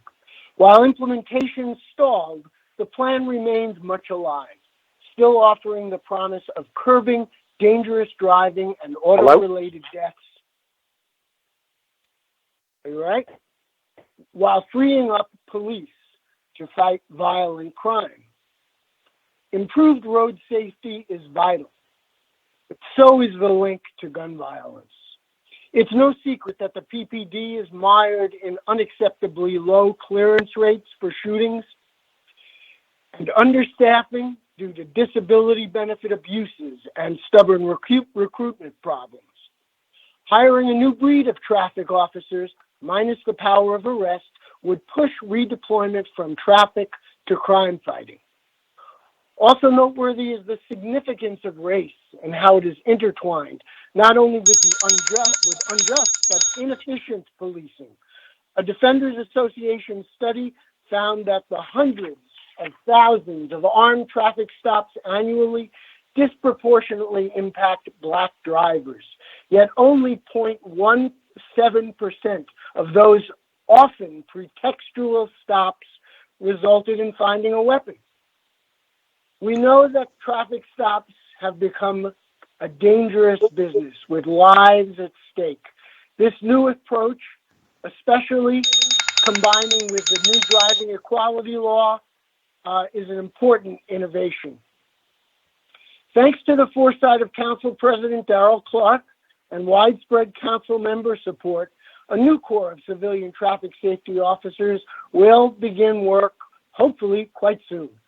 But time's a-wasting. Council should more than double this year's allocation to $3 million so that the city can be ready to hire and train 50 or more officers once institutional detours are resolved.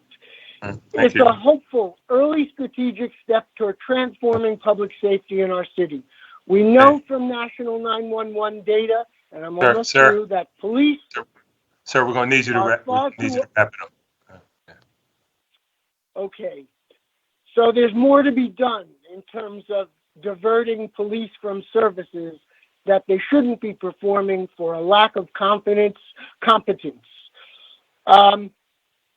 And we've got to move in that direction as a city to provide quality services for all our citizens. Thank you. Appreciate your testimony. Thank you. Yep. Our next witness is Emily Davidson. Good afternoon. I'll state your name for the record, and please proceed with your testimony. Hi, yes. Can you hear me? Good afternoon. Yes, we can. Can I be heard? Hi, yes. Good afternoon.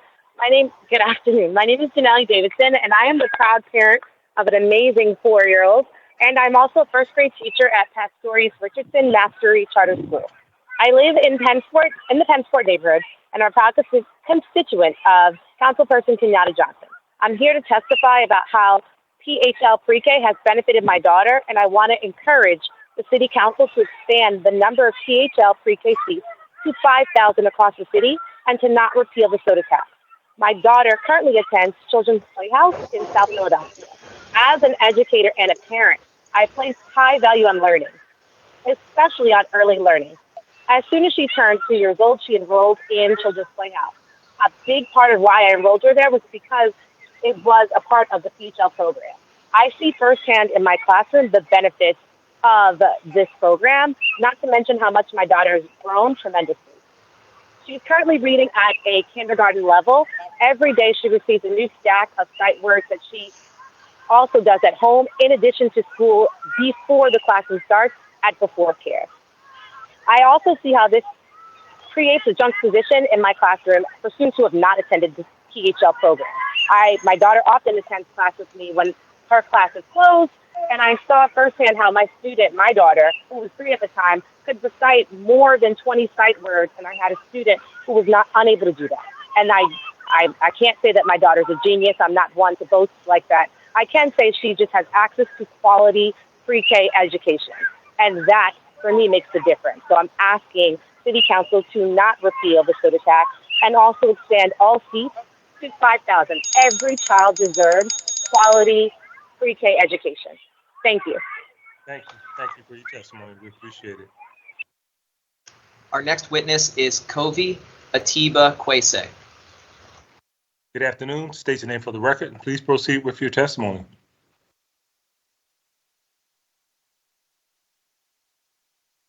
Are you connected? Are you there? Are you connected? He is connected, but not answering, Council President. Okay. Next name. Next name is Kelly Jude. Please proceed with your testimony.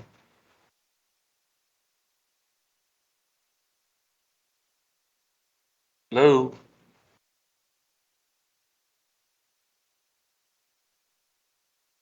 Is he connected? Also connected, but not responding. Responding. Okay. Okay, we also have Jimmy Allen. Okay, Mr. Allen. Yes, hi. My name is Jimmy Allen. I'm a retired school teacher. I grew up under Young Great Society, OIC. I'm a member of the Philadelphia Youth Network. I'm a member of the House of Emoja. I'm from Mantua Civic Association. I'm an outreach coordinator for West Philly Coalition Neighborhood and Businesses. And I have an office at the Juvenile Justice Center along with Revolutionary Vision. I'm calling on behalf of the Sarah Pool, of the Mantua Pool, the Haddington Pool, with all the pools in our neighborhoods. Shame. It's a shame that we have to have budget hearings to have pools and recreation centers and libraries in our community. It's a shame that we have minority people from our areas and all, and I'm not going to name you, but you know who you are, and we got to have negotiations for some of the things that's necessary. Pools cut tension. Pools teach kids how to swim properly and save lives. Pools has gotten people into careers in colleges and things like that.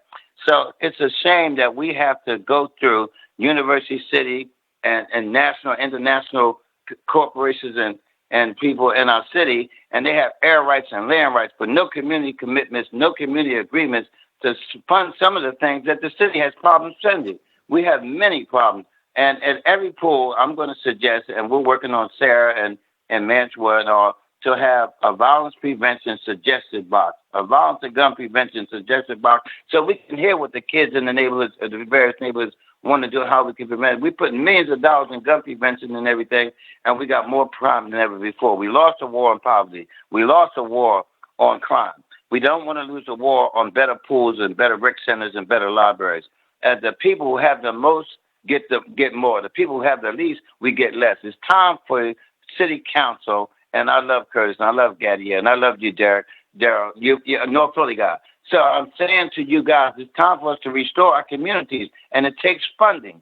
And that we have all these national, international corporations and universities and all with high 5 figures and 6 figure salaries, but they can't put money into our communities. Shame on us. Shame on us. I'm done. Thank you. Thank you for your testimony. We appreciate it. Our next witness is Sheila Harper. Good afternoon. Hi, good afternoon, City Council. My name is Sheila Harper. I am with the Asia Adams Save Our Children Foundation. I am calling today. I'd like to testify with regard to the situation with regard to our children. About 12 to 15 years ago, there was an organization called Philadelphia Safe and Sound, and they put out a report card. And the report card was by community, and it specifically measured how they were doing in terms of mental health, education, general health care. And what happened was, it was when they dissolved Safe and Sound, it was supposed to be taken over by another organization, very large organization, which will remain unnamed because they don't. I'm not going to name them. However, you would likely know what I'm talking about. They were supposed to take over the report card. Well, the data is being held basically by the same organization in order to, I guess, go get more grants for whatever it is that they do, which is almost everything. That report card, especially given that our level of gun violence, needs to be reinstituted. In fact, like I said, it was supposed to be reinstituted back then. So that's one thing. Secondly, I do work with the Child Homicide Review coming out of the Medical Examiner's Office, and we look at each case for all children that are killed underneath the age of 21. There is some consistencies that run across all of it. That is parents with mental health issues, parents with drug and alcohol issues. I would like to propose that we have some sort of voluntary intervention or prevention parenting, okay? So that's the second thing, the Child Homicide Review and the issues. Finally, cameras. In South Korea, they hardly have any crime because they have cameras all over, everywhere. And I understand that we aren't able to connect with Wi-Fi. Finally, in terms of prevention, we have a bad relationship with the police.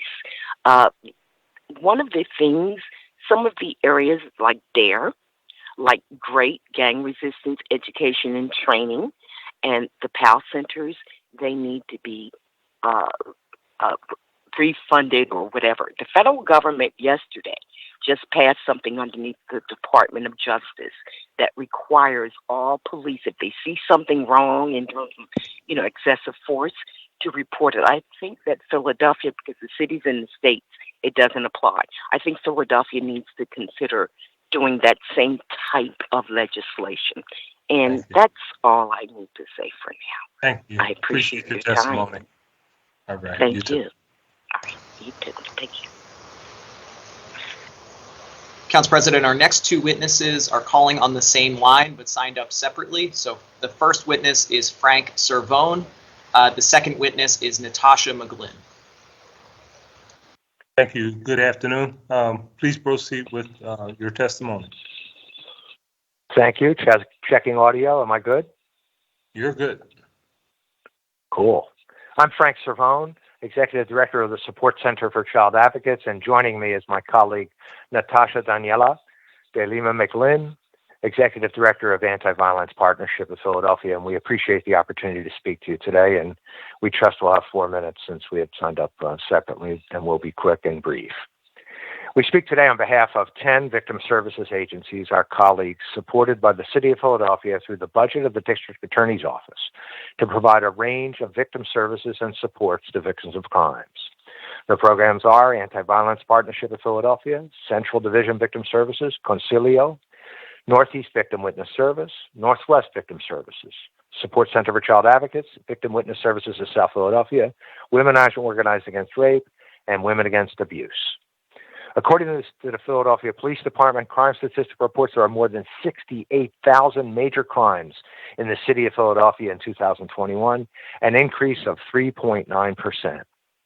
Members, we see many, many of those victims, and we offer them support, accompaniment, and healing.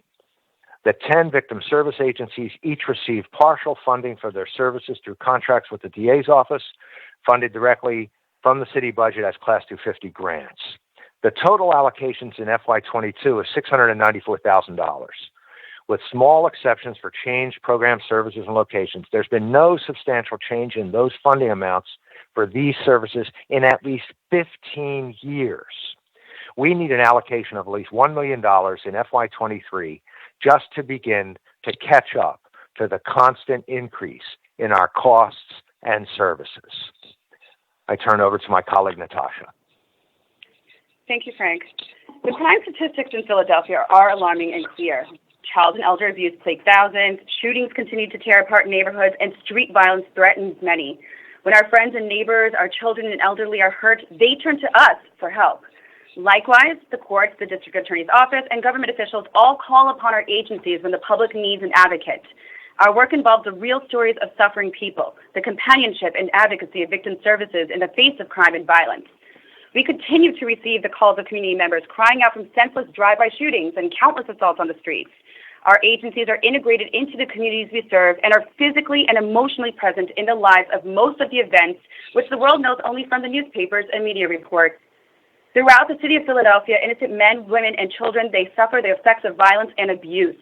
Victims of crime, they need programs that offer a presence in their communities where they feel most comfortable, and at court where they feel most vulnerable. People who have experienced violence and trauma are often re-traumatized by their interaction with the criminal justice system. These victims turn to our agencies each day for support and guidance. With our help, they can go to court, they can testify at hearings and trials, and they can begin their healing. Each of our agencies is a nonprofit organization that must rely on charitable contributions to support government funding, and together we raise millions of dollars to provide important services for our communities. City support has always represented only a fraction of total needed revenue. All district attorney-funded victim service agencies, they must look to many public and private sources for sufficient support to manage their full-service programs and fulfill their obligation to victims. Yet the level of city DA funding has remained static for almost 2 decades, failing to keep pace with service levels, the complex needs of an increasingly diverse Philadelphia population, or inflation. Our city is caught in the grips of concerns about violence and the impact of poverty. Many people are afraid to come to court, to prosecute their cases, or to even serve as a witness in their neighbors' cases. Victim service agencies, we work hard to support victims through what can be a frustrating, frightening, and traumatizing experience. Drug-related and youth-on-youth crimes, dangerous incidences of intrafamilial violence, abuse of the elderly, the use of firearms, and new forms of crime involving technology that has moved violence into the cyber realm, those all call for innovative services and place heightened pressures on victim assistance programs. Our agencies are involved in the lives and stories of so much victimization, trauma, and need, and we are provided effective, critically important responses. We implore City Council to meet us where we're at, where our communities need us during this critical time in our city's history of violence. Thank you. Thank you. We appreciate your testimony. Our next witness is Mika Root. Good evening. State your name for the record and proceed with your testimony. Hello, thank you so much. Good evening, all. My name is Mika Root, and I am testifying on behalf of the Philadelphia Department of Public Health to add our voice to the many calls today for equitable educational resources, recreation, and public spaces, and specifically in support of prioritizing indoor public swimming pools for capital budget funding. There are 3 points I want to make. First, each of the city's remaining indoor public pools is a citywide resource and essential for Philadelphians across many neighborhoods and council districts. I know this from my own experience. I came to graduation with the health department after lifeguarding for Parks and Rec, and is a direct result of the lifeguard training I received at the Sayre Moore's pool. I didn't live in West Philadelphia when I trained at Sayre. I lived in South Philadelphia, and many of my fellow lifeguard trainees were also from South Philly or Southwest or North Philly or Center City, as well as from West Philly. Sayre Moore's pool is an asset for our whole city, and reopening it is essential for all of us. Second, there are few activities more beneficial for health than physical activity. Philadelphia's network of public swimming pools is among our most valuable physical activity assets. Our pools make all kinds of movements possible that would not be possible without them, but we cannot maintain this unique and irreplaceable network without lifeguards, and we will never have enough lifeguards if we do not have year-round locations for children to learn to swim and eventually learn to lifeguard. Finally, having year-round indoor public swimming pools accessible to all Philadelphians is important for many reasons beyond having a lifeguard pipeline. These include racially equitable drowning prevention, violence prevention, chronic disease prevention, joyful movement, college scholarships, job opportunities. My division at the health department has worked closely with the school district to understand the physical activity students get or don't get at school. In that work, one inspiring case study has been Lincoln High School in the Northeast, where students can both join a swim team and get certified to work as lifeguards as the PE credit they need to graduate. Students who go to school all over our city should have these same opportunities, and they will if together we can figure out how to repair the Sayre Moore's pool in West Philadelphia, Pickett Pool in Germantown, Hartranft and Rhodes pools in North Philadelphia, and all the other existing unused pools that are currently gathering more mold than swim medals. Thank you all, council members, for considering steps in this direction as part of the next capital budget program.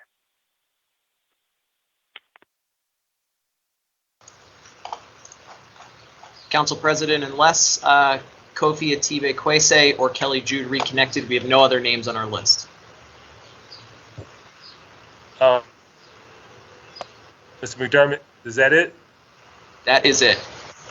Okay, hold on 1 second.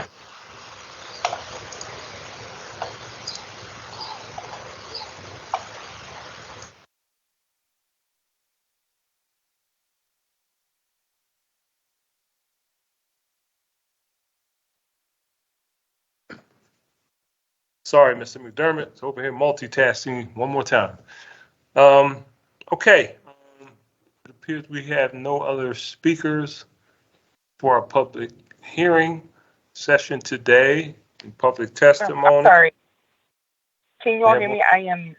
My name is Kelly Walker. I'm on the line. My name hasn't been called. You're on the line. Okay. All right. Thank you. Ms. Walker, yeah, just please state your name for the record and proceed with your testimony. Okay. My name is Kelly Walker, and I'm a resident of West Philadelphia. Let's see. Cobbs Creek area specifically. I've lived in Philadelphia my entire life, and I'm now a part of a generation trying to impact change in my community. I'm participating in the City Council budget hearing today to support the ordinance number 220240. The ordinance to substantially increase the budget and number of areas and neighborhoods around the city served by the Community Life Improvement Program to improve the health, safety, and cleanliness of every neighborhood and enhance the quality of life for all residents.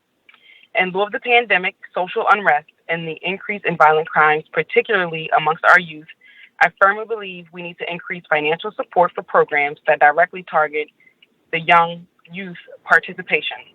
I suggest this funding be used for programs of interest that will build and create new skills for our youth and keep them engaged specifically during the hours of 4 p.m. to 8 p.m. when their affinity to participate or even observe crimes is at its peak. The funding should also be used to support recreation or community centers development, both programmatically, environmentally, and structurally. Recreation centers or community development centers should look welcoming and inviting for staff, community members, and youth. The centers should also be staffed for safety. It's important for our communities, specifically targeted areas such as Cobbs Creek, to see and live in clean, beautiful, and maintained green spaces. An increase in the budget should also help to create new and rehab our current parks for our children. Our parks in the Cobbs Creek area are worn and some are physically unsafe for children to play in. Lastly, there should be a communication plan from the city or the local neighborhoods providing details about the programs, descriptions, and when and where they are held. The city and its partners has access to communication channels that can keep the communities informed of how to safely and appropriately socialize and engage each other towards the improvement of better health outcomes and the reduction of crime in our entire city. I believe funding will greatly support the interest that many people would like to participate in. It's the start of making a lot of wonderful change happen in our city. I know we can make it happen. We just need to make a plan. We need to engage, and we need to put our money where our resources are to make these major improvements. Thank you again for your time. Thank you. Thank you for your testimony. We really appreciate it. And Thank you. Council President, I'm being told that our last witness is Alex Doty, who is now connected. Thank you. Good evening.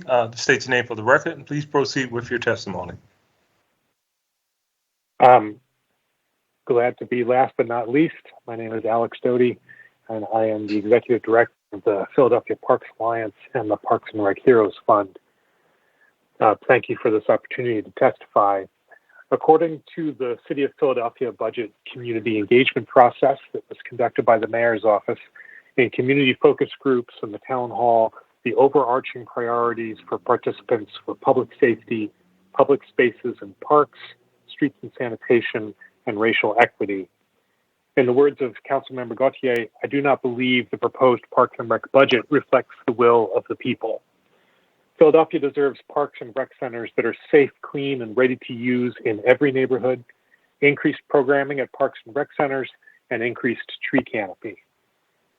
Councilmember Parker kicked off the Rec at Philly rally by talking about the importance of the Parks and Rec operations budget and how it often gets less attention than the capital budget, and that needs to change. Underfunding operations in Parks and Rec has led to, among other things, only 271 permanent program staff for 300 plus Parks and Rec sites, tree care backlog of removals. The Parks and Rec has a backlog of 2,323 trees for dangerous trees for removal, and it has a pruning backlog of over 21,000 trees. The Mayor's own budget engagement process found that public support for funding Parks and Rec is second only to funding public safety. City Council needs to add $8 million to proposed Parks and Rec operations budget. Thank you. Thank you. Thank you for your testimony. We appreciate it. Thank you for participating. So that, I believe, Mr. McDermott concludes our witnesses for today. To colleagues, tomorrow we'll be having conversations centering around capital budget items. Got lists from a number of you all. be filling you in on where we go with that. Then we will continue to have further conversations on mitigation issues of the topic of the day, which is our real estate assessments. So with that, if there are no questions or comments from members of the committee, we will stand in recess until Wednesday, May 25th at 10 a.m., at which time we will reconvene Microsoft's team. Thank you all very much. Thank you, Mr. President. And our prayers out. Thank you, Council President. Thank you, team. In Texas here. Here we go again. Right? Yes. Maybe one of these super sad. Do something about all these guns. All right, guys. Stay safe out there. Talk to you tomorrow.